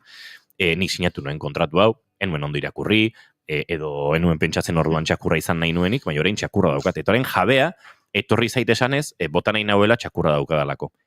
Borrokarako espazio bat dago epaitegian legearekin, edo kontratua edo zerren gainetik egongo litzateke? Ez, kontratua daudenan gainetik suposatzen dalako biok adostu dezutela hori hartzea. Guri adibidez gertatu izan zaiguna da, etxera sartzean dijoan pertsona horrek ja animalia bat eukitzea, eta jabeak aseguratzeko bakarrik animalia hori sartuko dula, eta ez gehiago kontratuan zehaztea, ze txakur arraza, ze kolore. Bitxor bakarrik. Hoi da. Ai, ze polita. Ezin da txakurrik sartu, bitxor izan ezik. Baina gero bitxor hiltzen bada eta jarraitzen bazu hor, igual nahezu beste bat. No, baina bitxor ez hiltzen nahi deu. Bai, claro. Aukeran bitxorrek urte batzuk itxeko. Eta gero ja, igual ja beste alokairu batzak junguza. Ados. Vale, urrengoa izango litzateke, erre daiteken alkilerreko pixu batean. Bueno, nik debekatu eta behar lukela iruditzen zait, eozin legutan erretzeak. Baino, erretzea kontzeptu bezala, orduan. Erretzea kontzeptu bezala. Ze kalean debekatu egingo zenuke. Kalean pertsona bat balima da zugandik 15 metrotara edo gehiagora igual, ere bai debekatuko nuke. Bueno, norbait bizi badalin bada bakarrik bere etxean, hori ere debekatu egingo zenuke? Bere etxean erretzea? Bai. Kotxean erretzea debekatuko nuke bintzat, bai. Baina nik uste legeak, bueno, a ver. Barkatu, momento nazi bukatu da, ez da gizardion legeak, baino. Ez, legeak ez du espreski esaten baietz edo ez. Dependintzen du, depende jabeak, ze tolerantzia maila daukan erretzeari, o nahi dun edo ez, edo inklinoak erretzen dun edo ez, erretzen ez dun pertsona bati berdintzaio debeku hoi sartzea jabeak, baina aldiz igual erretzen dunakin, igual, kontratuan ez jartzen balin badu ezingo luke erre. Animalien kasuan bezala izango litzateke. Ados, bale, noiz baita inigok bere etxea alokairuan jarriko balu, badakigu, erretzailerik onartuko. Ez. Inolaz ere ez. Kontua da, tabakoak etxe bizitza horri sortzen dion kaltea oso luzerako kaltea dela. Beti ere, jabeak tabako usaina kaltetzat interpretatzen badu. Jabe arretzaia bada, akaso ez da konturatuko. Baina ni arretzaile baten etxera sartzen naiz, eta etxe horretik alde egin nahi dut. Orduan, nire etxe inoiz alokatuko banu, tabakoa nuke albidetuko, nuke baimenduko, etxe horretara bueltan etorneko banu, etxe horrin marko nuke, bastakit, fumigatu eta berriro pintatu. Ze tabakoa txertatzen da, baita eozin elementuren usainetan. Hori egia da. Eta orain pintatu hitza erabili dezula. Urrengo galdera da, alokairioan dagoen batek, posible duen etxe bizitza pintatzea, paretan zuloak egitea.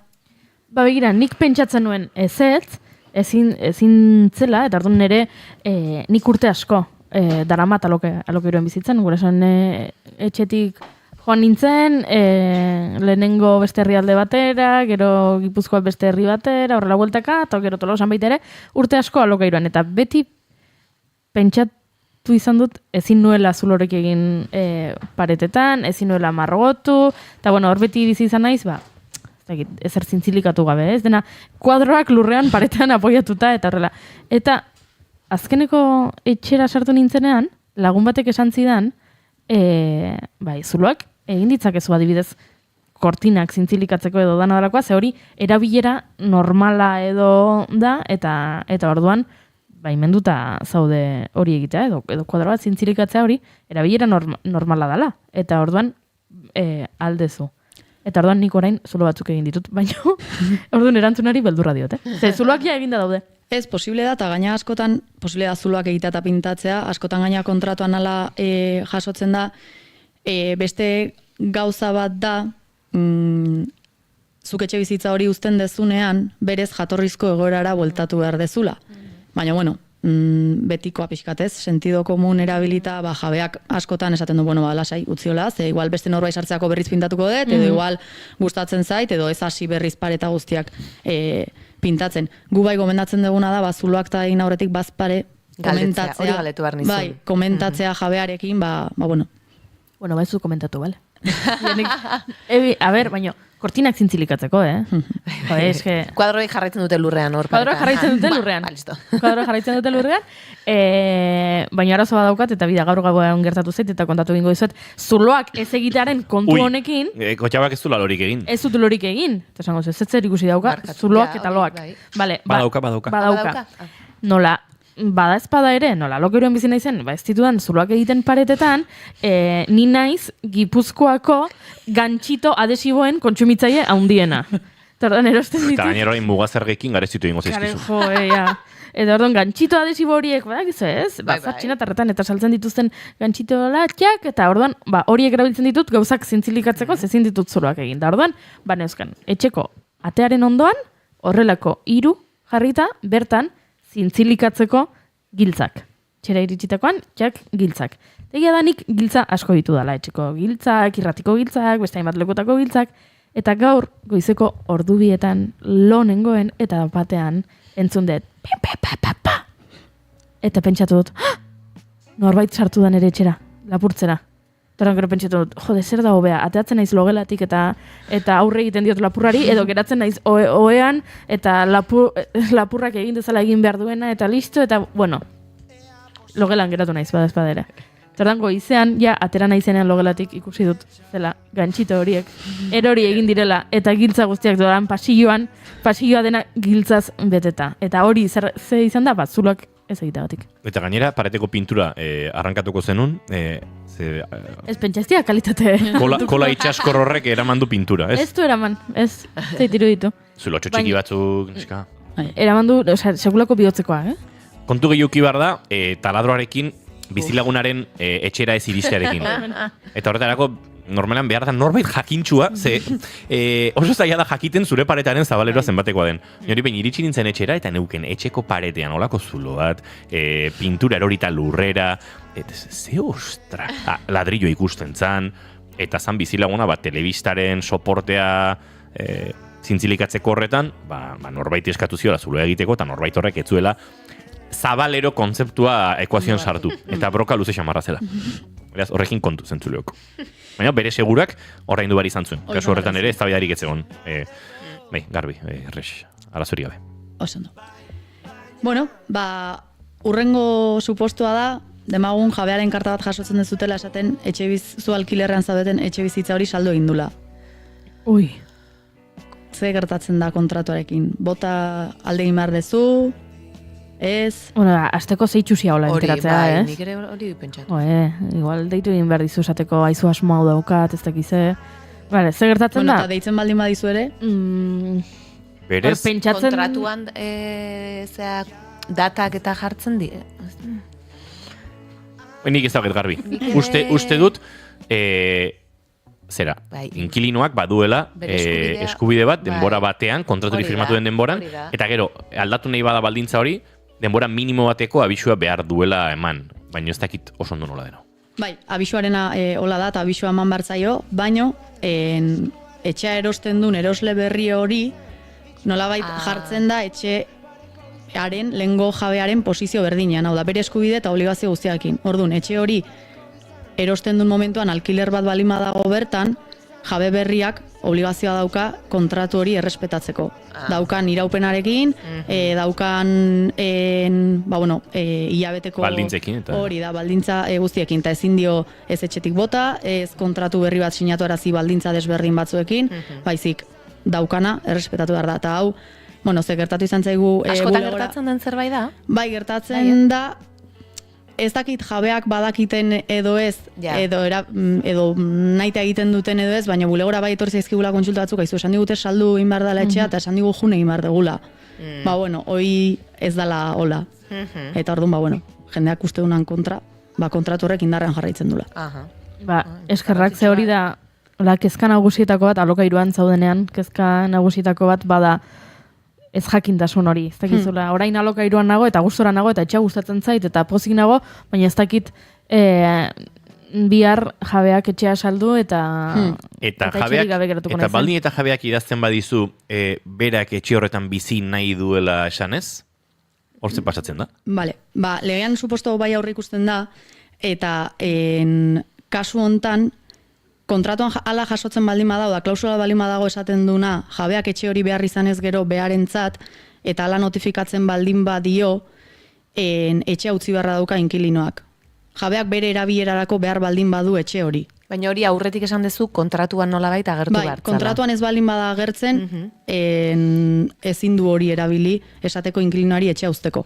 Baina bai preabiso batekin 2 hilabetekoa eta behantzako baldin bada, edo bere seme alabentzako lehen gradura arte, bai dauka aukera kontratua eteteko. Baino, nola hau askotan erabili izan dan, bai inkilinoakin etzaudolako gustora bea bialtzeko moduan, metodo gisa, eta hola, legeak ja aurre ikusten du, horren erantzun bat. Dela, behin zu inkilinoa etxetik juten danean, 3 hilabeteko epean, jabea ez baldin bada etxe hortan bizitzen, inkilinoak indemnizazio bat eskatzea dauka, suposatzen dalako, gezurra esan diola, nolabait, edo baita ere hau erabiltzen da, jabeak etxea saldu nahi balin badu, eta inkilino gabe, ze jendeak normalean etxe bizitza erosten dunean, batzuk ez, baino, norberantzako erosten du, erabilera propiorako ordu jendea jetzaio interesatzen alkiler bat duen etxe bizitza bat erostea. Orduan, hau baita ere modu desegoki baten ez erabiltzeko, legeak aurre ikusten du, indemnizazio bat eskatzearen aukera. 3 hilabete horietan obra bat egin beharko bat zenu adibidez zerbaitengatik eta luzatu ingo balitz, 3 hilabete pasata indemnizazioa egon daiteke, eska daiteke.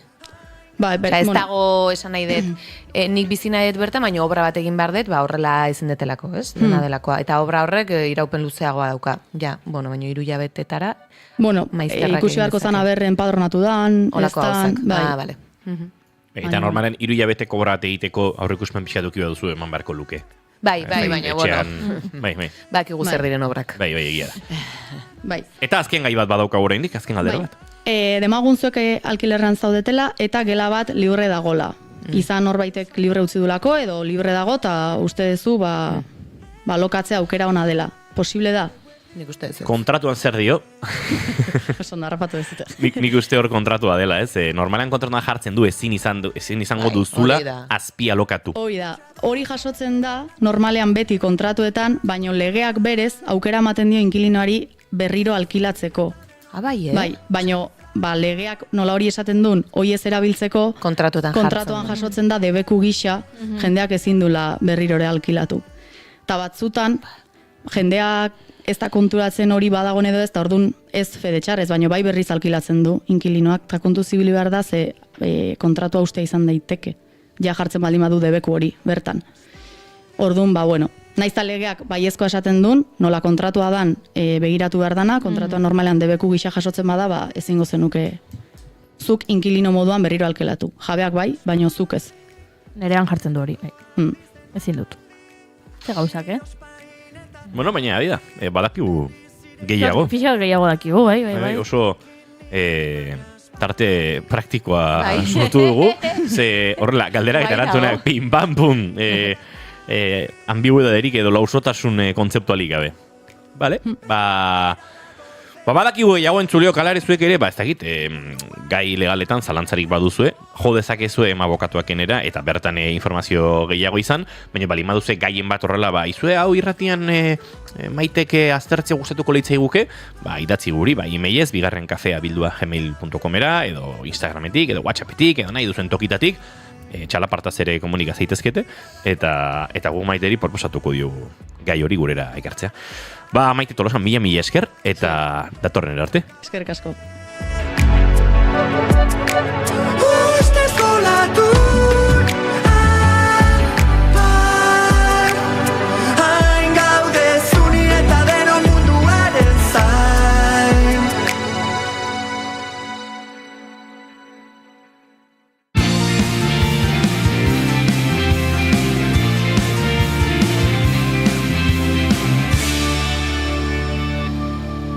Bigarrenak ez direlako beti okerragoak, bigarren kafea.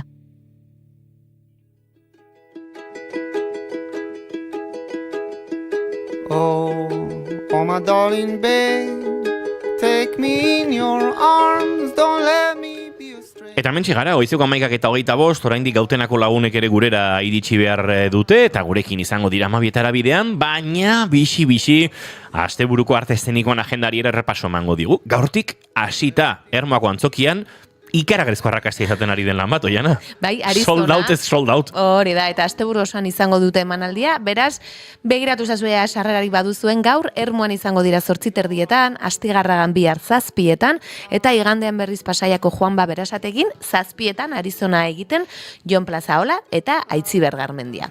Renata Lana bira gaur hementxe izango duzue, Tolosako Leidorren 8:00, ezagit joateko asmorikote duzuen, eta igandean Eibarren ospatzen ari dira antzerki topaketak edo jardunaldiak, eta Uni Eibarren 7:00 ere bertan izango da laukote hau bere lanarekin.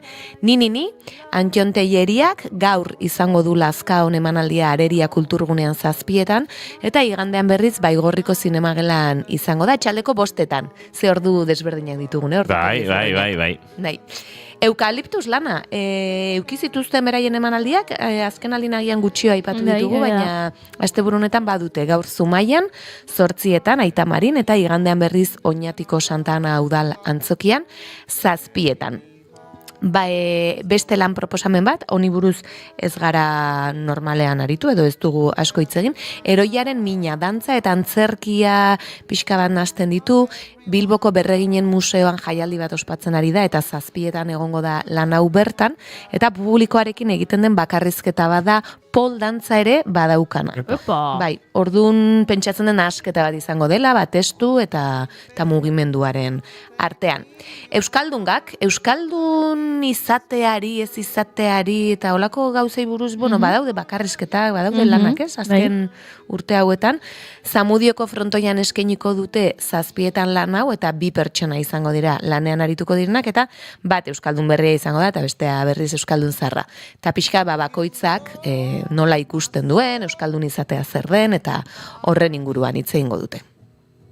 Take my body, Larun batean, Azkoitiako Baztartxu da Lantzokian, minean hau ere arrakasta itzeleko lana. Bai, baina gaur ere Berganan, 8:00. Bai, Bergaran izango dira 8:00 gaur, bihar Azkoitian, eta igandean Uharten, 7:00. Beraz, aurreko astean hemen Sanbou izan genuen, eta aipatu zigun batetik bestera zebiltzela. Naiz eta esan zuen gutxitzen ari zela, baina ez dakit. Igual astean zeharrekoak, ze esan zuen astean zeharrera asko zituztela, asteburun tamaintzat topera arituko dira. Dantza ikuskizun proposamen batzuk ere baditugu, La Reina del Metal, Gasteizko Felix Petit Antzokian izango da 7:30, eta soinu eta mugimenduaren nola nahasketa moduko bat egingo dute, eta flamenkoa dauka ikuskizun honek. Iraun, aipaturiko lengo Berreginen Museoan 7:04 Amaia, Elizaran eta Neonimus musikaria egongo dira lan hau eskaintzen, eta Ribaforadan Akabarnos edo Amaitu lana, gazteleraz jartzen du berez, 8:00 eskainuko dute bizitzaren bazterrean dauden 2 pertsona elkartzen diren topaketa horretan.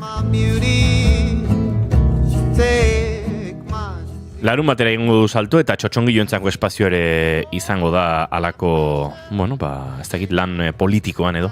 Bai, gizon gosetuak lana eskainiko du Eriz Alberdik, Lugaritzen 7:30 Donostian, eta bertan, txotxongiloaren bidez, Aiona bate bere bilobari kontatuko dizkio hainbat kontu, gerra zibiletik abiatuta, eta gaur egun Gazan gertatzen ari denarekin lotuta, edo pixka bat, zuk esan bezala, segurazki kutsu politiko hori ere izango du. Kanpora sartzen, ari dira beraien azken emanaldiak egiten, baina badituzte oraindik.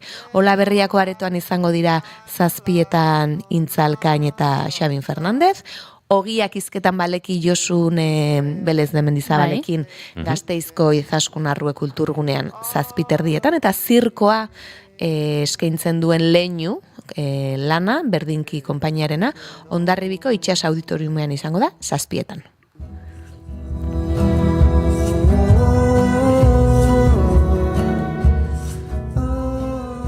Baina antzerki gehiago ere badaukagu. Heisenberg ikuskizuna, Arrasateko Amaia Antzokian eskainiko dutena Ramon Agirre eta Naiara Arnedok, eta dantza pixka bat lana, Jaiotz Osa eta Mujikaren lan hau Durangoko San Agustin Kulturgunean, lanari ematen diogun garrantzia, gure bizitza, lana eta lotura harreman hori, eta igandean Galdakaoko Torrezabal Kulturgunean izango dira ordu berean 7:00. Doji, Tuterako Gaztanbide Antzokian izango da 8:30, hip-hopa daukan ikuskizun hau, Tierra de Nadie Lasarteko Manuel Leku Onan 8etan, Eba Guerrerok sortutako lan hau, lehen aipatu du, ez du aipatu, data, baina berarekin aritu gara, Iert Beobiderekin, hots, Urkabustaizeko kulturretxean eskeniko dute bihar 7etan, eta beste dantza ikuskizun batzuk, Todos Ruido Antxoango Antzokian 7:30 eta Aurora Boreal, larunbat eta igandean Bilboko La Fundizionen 7etan. Eta estreinaldi bat, hemen gurean izan genuen aspaldiko gonbidatu batekin, Eneko Gil koreografoarekin, bihar estreinatuko du bere Vulnerable, gazteleraz jarri dute izena, zaurgarri lana Donostiako Gaztezenan, 7:30, eta uste dut galdera sakon asko beintza sinopsian. Gero, holtzan ikusi barko da, erantzuten ote diren edo hortxe gure buruetan gelditzen ote diren galdera horiek. Galdera gehiagorekin hasten da igandeko proposamen zerrenda, ze Errenteriako Niesen Kulturgunean arratsaleko 7etan izango da, non dira aurrak? Bai, eta lan honi buruz oso gutxi hitz egin dugu, oso emanaldi gutxi izan dituztelako, beste modu batean sortutako proiektu bat izan zelako, eta, 8 urteko bere buruaz beste egiten duen ume bati buruzko lana sortu zuen Jokin Oregik, eta hau izango da, Errenderin aipatu bezala eskainiko dutena.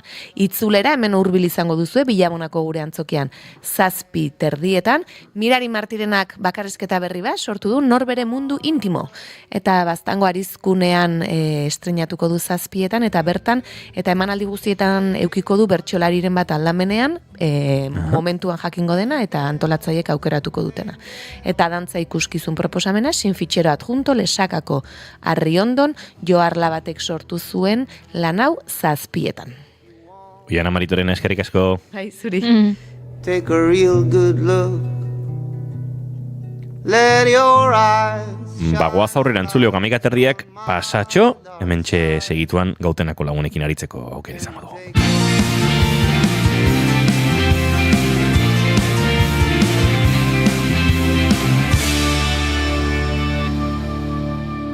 Keep calm and bigarren kafea.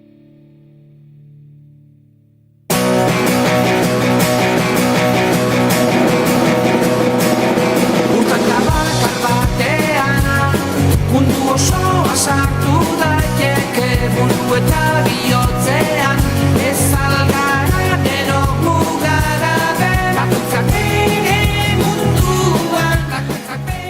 Entzuleok entzuten ari zareten hau aurreko egunetan ere entzun duzu, bigarren kafean, eta beste bat txokotan ere, agian infinitoa kantu hau, hemen gure laborategian eta duela oso egun gutxi grabatu zen. Hain egun gutxi, akaso, obelitzatekela ez esatea, ze egun gutxi den, hau grabatzen ari ginela.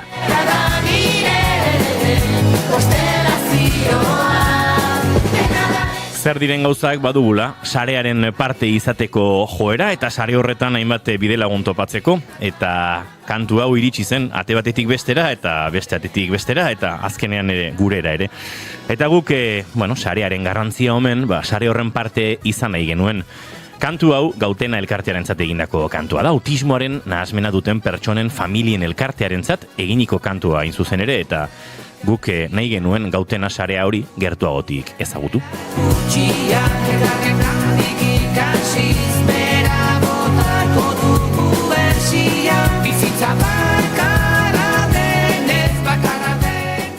Eta horretarako, gurekin ditugu, sare horretan korapilatutako hainbat soka. Banan aurkeztuko dizkizuegu, hemen dugu errikide ikastetxeko zuzendaritza taldeko Joana Bildarratz, egun honetan gitorri. Egunon. Hemen dugu Gautenako komunikazio arduradun den Ibai Zulaika, egunon zuri ere. Hurbildu mikrora beldurri gabe, Egunon. Gautenako kide den eta autismoa duen ume baten aita den Patxi San Sebastian, ongi etorri zuri ere. Egunon denei. Eta kantu hau sortzeko bideo horretan, sare horretako beste korapio aipatzen nuen hori, Xabani Arantzabe, eta ondo azalduko dut, gurekin maiz izan dugu, Naturaren Doinuak egitasmoaren koordinatzailea da, eta Naturaren Doinuak egitasmoko koordinatzaile izateaz gain, neurozientzia, hezkuntza eta hezkuntza artistikoetan doktore gaia. Xabani Arantzabe, egunon? Kaixo, egunon. Ondo zaude? Bai. Zuek ere ondo zaudete? Primeran. Bueno, aitzakia baliatu dugu bat kantua gure eskutatik igaro dela nolabait, kantu ederronek egin duela bidea bigarren kafeko laborategitik ere, baina kantu honen helburua nolabait pentsatzen dut bazela, lotura horiek sortzen jarraitzea, gauten elkartea ezagutzera ematea. Beraz, Ibai, zurekin hasiko gara elkarrezketa anitz honetan, urte batzuk dira gautena martxan jarraizenetik, pentsatzen dut eraldaketa ere handi izan dela 78 geroztik, baina esan daiteke, ez dakit, olatu aparrean zaudetela, zuen kide diren gurasoen indarra eta nabari dela, eta azken asteetan, han eta hemen ikusi dugula, urdinduz martxo horren aitzakian eta, sasoiko zaudetela. Bai, ala esan genezake, eta sentsazio horrekin gaude gautenan egia esan, ze urdinduz ekimenan baitan murgilduta gaude, urdinduz autismoan nazioarteko egunaren harira antolatutako ekimen bada, autismo ikusgai egiteko helburua duena, eta horren baitan sortu da baita Agian Infinitoa bestia, eta, gai bat pendiente geneukana gautenan bere abesti propio izatea, eta aurten izan da urtia, eta haze kantua, oso pozik gaude gautenan bai. Hau iritsi zen nolabait Xabani zuenera eta jarri zineten lanean.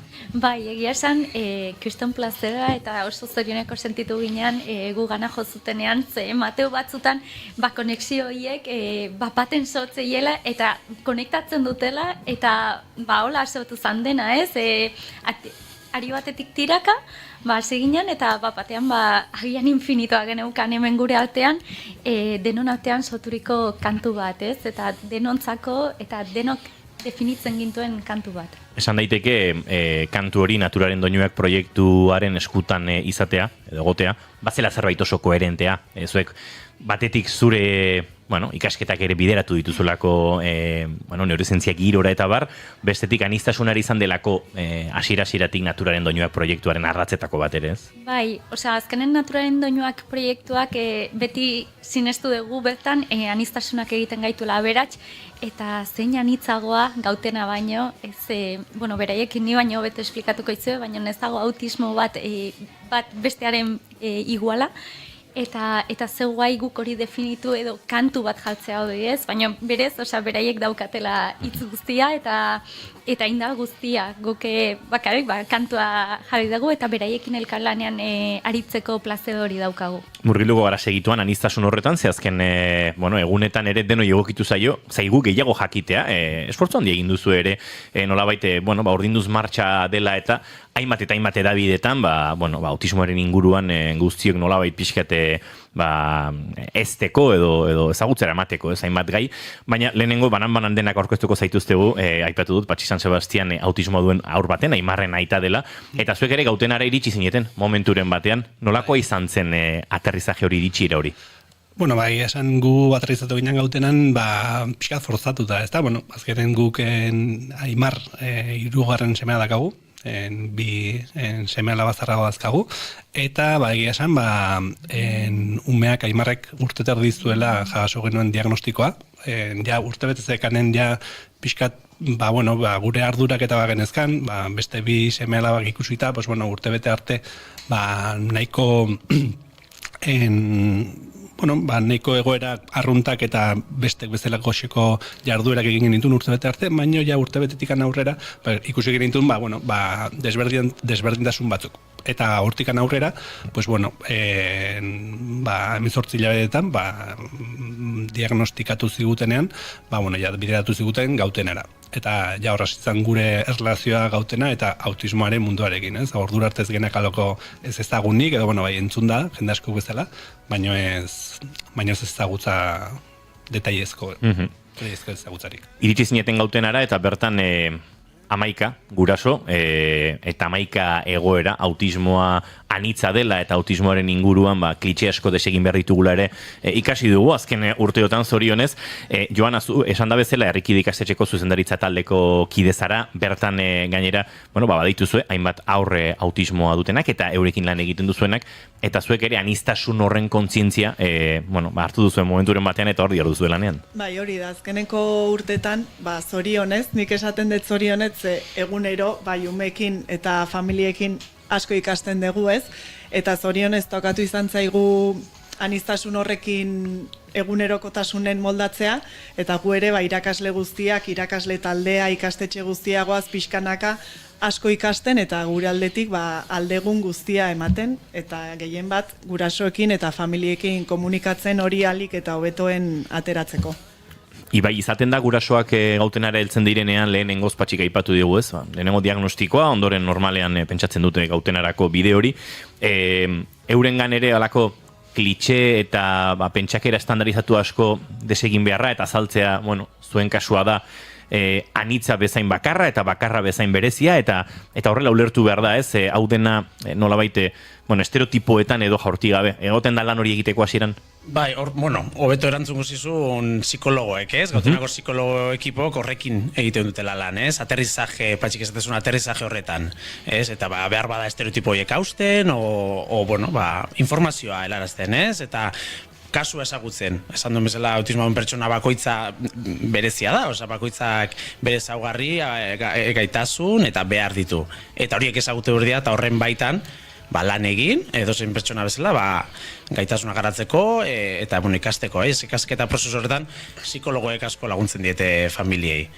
Orduan, hori da hasiera, bidearen hasiera gautenan.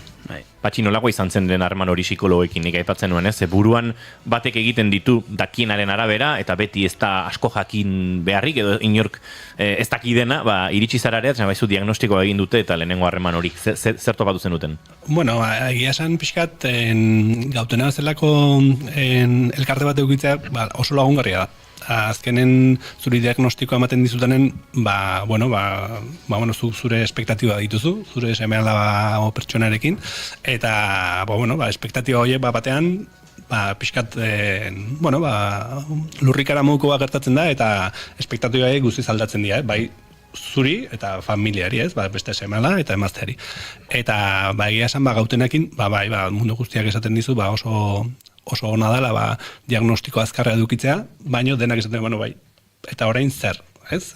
Oso ona da diagnostiko azkarra edukitzea, baina mendikan aurrera zer, da orduan gautenekin, psikologoekin eta, pauta batzuk, eta pixkanaka, umea ezautu, nola ezautu, eta etxean egunerokotasunean ikusten ditugun, eta arduratzen gaituzten jarrerak edo estereotipiak eta hori denak, normalizatzen eta lasaitzen juteko, apoio oso garrantzitsua bintzat hasierako une horietan. Diagnostikoa aipatu duzu, zuen kasuan Aimar 3. semea zen, eta pentsatzen dut, hainbat jarrera kaso identifikatzeko beste baliabide batzuk bazen ituztela, baina ez dela beti horrela izango. Ez dakit ikastetxeetatik ere, Joana, egokitzen den askotan horrelako jarraipenak egitea da konturatzea, aizue, hemen egon daiteke horrelako egoera bat. Bai, hori da, askotan, egunerokotasunean, detaile askotan fijatzen gea, egunero, hainbeste ordu eskolan pasata, beti ikusten da igual zailtasunen bat,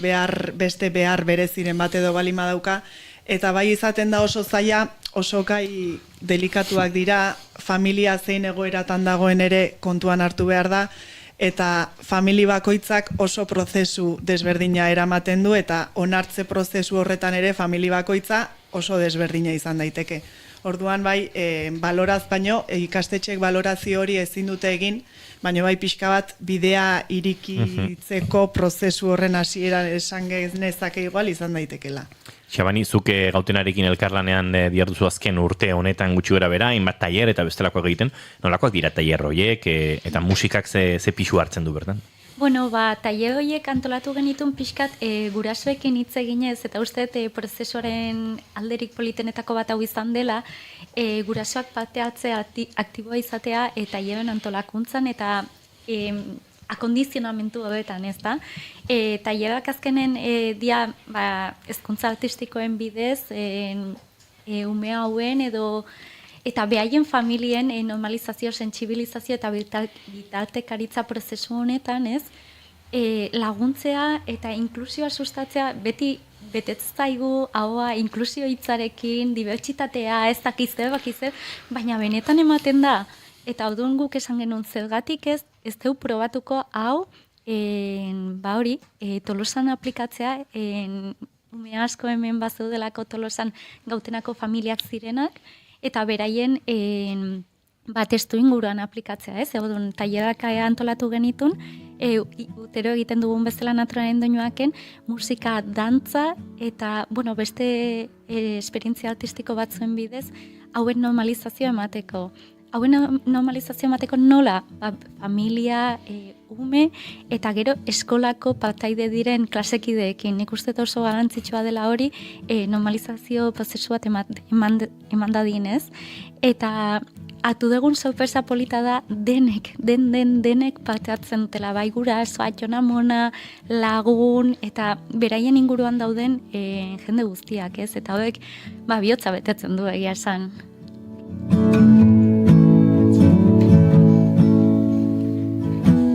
Entrevista hontan, lau gonbidatu zaudete, bosgarren bat mikrotik kanpo geratu da, baina egia da ekoizpen lanak egin dituela, eta nik arekin izan dut harremana azken egunetan, aizun Maria, hau nahi nuke egin, nola lotu dezakegu, gurasoren bat, gautenako kideren bat, eta Maria azken egunetan saretan ikusi dut asko ibili delako edabidetan, eta geratu zitzaidan esaldi bat hor buruan esaten zuela, ez daude beraien munduan, daude gure munduan, ez?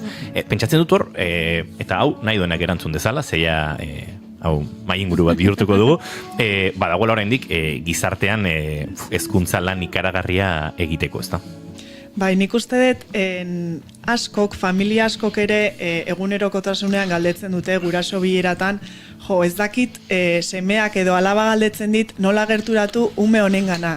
Nola lagundu, ez dakit zer esan, autismo azkenen, bai, hitz ezaguna da, gaur egun geroz eta gehiago entzuten da, baina ez dakigu askotan seme alabei nola lagundu, nola bideratu, zer esan, orduan zaila egiten da, eta bai tailer hauekin, Xabanik naturaren doinuak tailer hauekin, nik uste dut familiek ere benetan eskertzen dutela pixka bat nola inklusio horretan, nola gestionatu eta nola parte hartu seme alabai ere laguntzeko. Eta nola egiten da hori, Xabani? Dinamiken bidez, ez dugu beste munduko ez egiten. Askotan da, egiten ditugu jokuak eta ondoan tokatzen denarekin, bikotekidea eta ondoan tokatzen denarekin, eta ondoan tokatzen dena agian ez da gure laguna, baina ezagutuko dugu eta berarekin arituko gera. Pixka bat odela, bai gautenako familiekin eta bai beste familia batzuekin, denak elkarrekin, ez? Usted oso garantzitsua dela egoera hauek normalizatzea, ze beti esaten dugun bezala, beti dedikatu gea gauza bakoitza bere kajoian jasotzera eta gizartean deno batera bizi gera. Odun ze polita olako aukerak eukitzea hau egiteko, ez? Patxi, zueke guraso bezala, aipatu duzu ez, gautena iritsi zineten, gautenan, ikuspegi tekniko, teoriko eta profesionaletatik ere bideratu zaituztete, baina pentsatzen dut, araman asko egin duzutela, autismoa etxean duten beste hainbat gurasorekin ere, eta horrek ere, nolait, sare hori ehundu duela, ez? Guk egia esan, Imarrek orain 6 urte egingo ditu, eta urte terdi pasa txorekin diagnostikoa iritsi zen, orduan 4 urte terdi amakigu mundu honetan, esan genezak ez. Eta egia esan, egia da, askotan kosta egiten dela ere bai, hasierako onarpen hori, duelo onarpen hori pasa arte, gero irikitzea eta beste, naiz eta jakin beste familia batzu badaudela bere ume, neskatil, mutiko autistekin, ez dakizu familia hori nola dagoen, situazioetan dagoen, eta zaila edo violentoa egiten da zuzenean, familioien gana esata izu, badakizun ere egoera berdintxu da antzekoan zaudela, eta egia esan, gautenan bitartez, igual, aizu zure inguruko familia honek, baina gauz oso pixka delikatu dira, egia esan, behintzat, aurrera paus hori ematea eta galdetza zuzenean, eta hori gertatzen da guri eta gure inguruko pertsonekin, familiagoekin, kuadriagoekin, ez dakite nola moldatu eta nola konportatu gure semea edo zein semea hor da honea, eta hau izatea eta hau egiten dio, normaltasun baten hartu eta beldurra asko dago, egia esan, nire ustez. Eta kaso naturaltasuna ere bada, erraminta garrantzitsu bat hor joana. Hori da, eta bain ikuste hor umeen gandik daukagula asko ikasteko, ze bai umek benetan naturaltasun guztiarekin juten dira autismoa dukatuen umeen gana, helduen gana, berdintzaien horrena, eta naturaltasun horrekin ez diek ezkarik sortzen, zer esango dute, ez, natural, eta benetan ikusten dituzu eta esaten duzu, ze polita gelan sortzen ari dan hau guztia, ez da? Ojalá hau gero gizarte osora zabaltzea, ez? Osea, igual bado mucho pa casa, baina eta hiletan ikusi dugun egoera bat izan da, denak denekin, eta oso, osea, hau iritzi gabeko ademan batzukin, ez? Eta hau gizarte guztira zabalduko balitz. Eta gero ere, benetan polita da, ikasleak ere beraien lagunak, lagunak dira, beraien lagunak ezagutzen juten dira, badakite zer gustatzen zaien, zer etzaien hainbeste gustatzen, orduan pixka bat lagundu iten die, hartzen die eskutik, venga, guazen honea, lagunduko dizu salto egiten, lagunduko dizu, venga, hain eseri ginen behar dugu. Orduan pixka bat zenba daukaun ikasteko, ez da? Baina esaten dezuna, naturaltasuna. Zenbat ikasteko aurren gatik askotan, bai. Gero adinekin, ez dakit aurre iritzik, eta beste hainbat kontu sartzen dira jokuan, eta gauzak askotan desberdinak dira, ez? Eta horregatik ze garrantzitsua baita ere, naturalen doinuaken tailerrak, ez? Bizikidetasun hori lantzeko, normaltasun guztiz hori dela, dibertsitatea aniztasuna normaltasuna dela, egungo gizartean normaltasuna, gizartea anitza da, autismoa bezala, eta ze garrantzitsua horrelako une momentuk sortzia, ez? Familik, autismoa dutenek, ez dutenek guztiok, egoera bereinean partekatzeko. Bizikidetza bat emateko. Bai. Eta ze polita ere, badakit asko epikatzen nahi naizela ze polita, baina eske azken aldian guztiz maite mindonago egoera honetaz. Baina, gautenak azkenen olako elkartek batzutan, kosta egiten da altu eman hori ematea, baina gautenaren kasuan lehenengo egunetik altu emana superpolita izan zen, eta benga baietz, eta denon artean eraiki dugun zubi bat izan dela, ez? Kantuan askotan esaten dugu beharrezkoa den zubi bat dago, eta kasu honetan gautena dela. Kantuaren koreografia denok ikasi duzu dagoeneko? Amatxo maitia. Uste dut, badatorrela itzordu potolo bat iganderako, etzirako, eta ordurako koreografia ondo ez jakiteak, pixka jokozkan putziko duela norbait, konta eguzuen, nola doa urdinduz ospakizun handi hori, Ibai, eta gainuntzekok, eta, nola izango den. Bai, hemen guztio gaude murgilduta urdinduz egitasmoan antolakuntzan, alde bat eta beste, eta, hori, atzo apiriak bi autismoan azerteko guna izan zala, eta horren arira, Tolosan aurten, ze Tolosan Sabanik hasieran esan duen bezala, famili talde sendoa dago, sendoa sortu dago, beharrak eta behaien egoera realitatea plazaratu nahi dutenak eta ikusgai egin, ez? Orduan, nola ez, urdinduz Tolosan aurten, ez? Eta horren baitan, hainbat ekintza antolatu ditugu, gaur bertan hasten duguna hitzaldi batekin, bihar bertso saio musikatu baten bitartez, eta gero igandean eguna handia, urdinduz eguna. Tolosa urdinduko deu, esate dugu. Tolosa urdintzen hasita dago, Joana. Oso herri urdina da Tolosa. Entzuleok barkaiguzue berriz ere, hain Tolosa zentrista izateagatik bigarren kafean. Kolorea urdina. Ezin dugu saiestu, baina Tolosako kolorea urdina da, bai, eta oso egokitu zaigu. Egokia hori da, hain bihotza urdinduko dugu, bihotza urdinduta, baina balkoiak, dendak, ikastetxeak, argiak, dena, hasi daia urdintzen. Festarako presta doete beraz, martxa bat izango da, eguna bera, eta nolako izango da igandea bera, Patxi?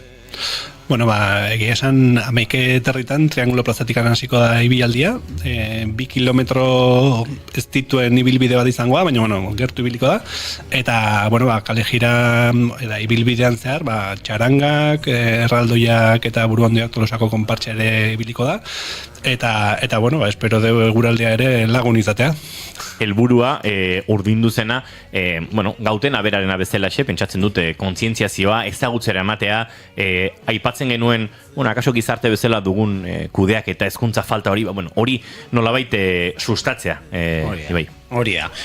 Ikusgai egitekin, ez? Kontzientziazio, sentsibilizazio hori, aurre iritzik austeko, ez? Eta familiek, alik eta gero bizikalitate hobena izatea, hori da helburu nagusia. Eta helburu horren baitan, hainbat ekintza eta laguntza eskaintzen diegu familiei, eta hanka horietako bat da sentsibilizazioa, ez? Da gizarteak ezagutzea, autismoa existitzen dela, gure gizarteko parte dela, ez? Familiak eta pertsonak, eta eta bueno, ba hori ezagutza hori areagotzea, ba familiei egunerokoa gero errexo egiteko, ez? Aurriritziak austea aipatzen zenuen, duela egun bi, asteazkenean, apirilaren 2 izan zen, autismoaren inguruko kontzientziazioaren mundu eguna, eta tira, horren arira, hainbat informazio eta agertu dira, eta bat bitxia da, telesail bat aipatuko dut orain, irratsaio honetan asko aipatzen duguna, eta da The Last of Us, HBO Maxen dagoen telesail bat, bere aktorea Bella Ramsey, 21 urte dituen aktore bada gaur egun, eta duela egun gutxi baitortzen zuen nola rodajean zehar, eta rodaje horrek kokatuko zuen asko jota 18 urteetan, ez gazteago, diagnostikatu zioten autismoa zuela. Eta ordura arte, ez familia, ez hezkuntza sistema, eta ez berare ez zirela jabetu. Aipatzen dugunean, egunotan entzun dugu, ez, ume autista edo pertsona autista beste autismo mota daude, edo autismoa hau bezain anitza da, horrelako adibideak ere argi uzten digutela. Oso berandu arte, akaso konturatu ere ez, autismoa duela ume batek. Bai, beste albiste bat ere ateratzen zen egun hauetan emakume heldu bati ere diagnostiko bat egin berri ziotela, eta askotan, gaur egun bai alde ona esango nuke dala diagnostiko hori egitea, hezkuntzari ikastetxei behintzat hori jakiteak laguntzen digu zer egin dezakegun, nola egin dezakegun eta nola gestionatu hori guztia. Baina lehen igual agian posible da diagnostiko hiek ez egotea, baina bida, orain gaur egun kontutan hartuta, hori behintzat pausotxo batzuk ematen ari da, eta gizartea eren ikuste eta ari dela kontzientzia hartzen gai honen inguruan. Eta ez dadin ikusezin izan, ezta? Ze azkenen autismoa bezalako kondizio bat ikusezina da, inork ez daki pertsona batek autismoa duen edo ez, eta ikusezina da, baina naiz eta ikusezina izan nik usteet behar dala sentsibilizazio hori gehien bat, ze guk ez dakigu ondokoa nola dagoen, eta jakin beharko genuke berakin ondo egoteko, eta ez berak gurekin ondo egoteko. Aizue, lan honetan urrengo mugarria handia igandia izango da, naiz eta, esan da bezala, atzotik, gaur, eta aste guztian zehar ari zareten mugarri txikitsua jartzen, baina entzuleen artean norbaitek martxarekin bat egin nahi balin badu, izenen matea beharrezkoa da, agertzea besterik ez du, 11 Tolosako Triangulo plazan abiatuko den martxa hortarako, zer egin behar da? Agertzarekin, nahiko. 11 aterdik bueltan triangulora asaltzearekin, antzi izango denok urdinez jantzita, 11 aterritan irtera polit bat emateko martxari, eta bertan, buelta egin, batxik esan duen bezala martxa txikitxo bat, eta konpartxa, buru handi eta erraldoien konpartxakin, eta junda jotxarangakin, bide lagun ditugula, gero triangulon berriro, festa giroan amaitzeko eguna. Gero ere barkatu, horri bai, esan behar da, martxaren atzekaldean egongo dala isilgunea, ez? Autismoaren... Hori da, azkenen konbientzia, autismo duten pertsona askok, estimulo, soinu edo jendetza estimulo hauei, hori kudeatzen zaila da, ez? Orduan, bizikietza hori mateko asmotan, Joanak osondo... Martxaren atzekaldean isilgunea ongo da. Atzekaldean izango dugu isildu, zaratari gabeko gunea, ez? Isilik, alik eta soinu gutxiekin, baina txarangaren soinua pixkat galtzen dela, eta autismo duten pertsonek ere parte hart dezaten lasaitasun osoz gure ibilbiden. Aizue, Patxi San Sebastian, Gautenako guraso, Ibai Zulaika, Gautenako komunikazio arduradun, Joana Bildarratz, herrikide ikastetxeko zuzendaritza taldeko kide, eta Xabani Arantzabe, Naturaren Doinuak egitasmoko koordinatzaile eta kantu honen sorkuntzako kide. Eskerrik asko lauoi, gaur gurera hurbiltzeagatik, gozatu asko igandean, eta uste dut, gaiak emango digula bigarren kafeak hartzen jarraitzeko, beraz, laizter arte lauoi. Eskerrik asko, gero arte. Entzuleo, kantu antzuten utziko zaituztegu, estribila bintzat ikasi, ederra da kantua, eta, koreografia ikasi nahi baduzue, Gautena sareetan jarraituta, Naturaren Doinuak sareetan jarraituta segitu antopatuko dituze koreografia ikasteko moduko bideoak, eta bat egin nahi baduzue, urdinduze martxarekin. Gu bagoaz, baina datorren astelenean bueltan izango gara, behintzat batzuk, ze uste dut beste batzuk ezkarela hemen izango. Goiuri Zeizarandia, asteburuna pasa? Berdin. Eta zuek entzuleok plazer baduzue, gu astelenean goizeko 10:00 hemen izango gara naiz irratian, zaindu asko, agur!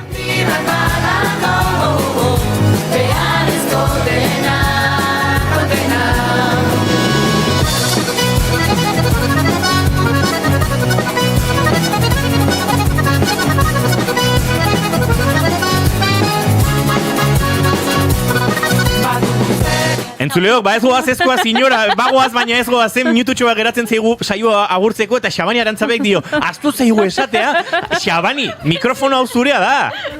Esaiguzu, zera aztu zaigu kontatzea? Bueno, gudindu zegunean, matxa eta festa eta gero, ordu batean, naturalen doinuak entaia egingo dela, eta taileroetan dantza eta kanta eginez gain, kantu hau estrenatuko dugula, dantzatuko dugula eta kantatuko dugula denon artean marea udin hau egiteko, ez? Ba, orduan entzuleok aitzakia bereziagoa, kantoa ikas dezazuen, letra ikas dezazuen, koreografiare pixkat ikasten baduzu hobeto, tailerrak trebenentzako akaso emango du nahikoa, baina trebe ez pasarete. Hori da. Ba, orain bai, agurtuko zaituztegu entzuleok, eta kantuaren azken minututxo honekin, joango gara guerdiko 12 bidean. Eskerrik asko, Xabani.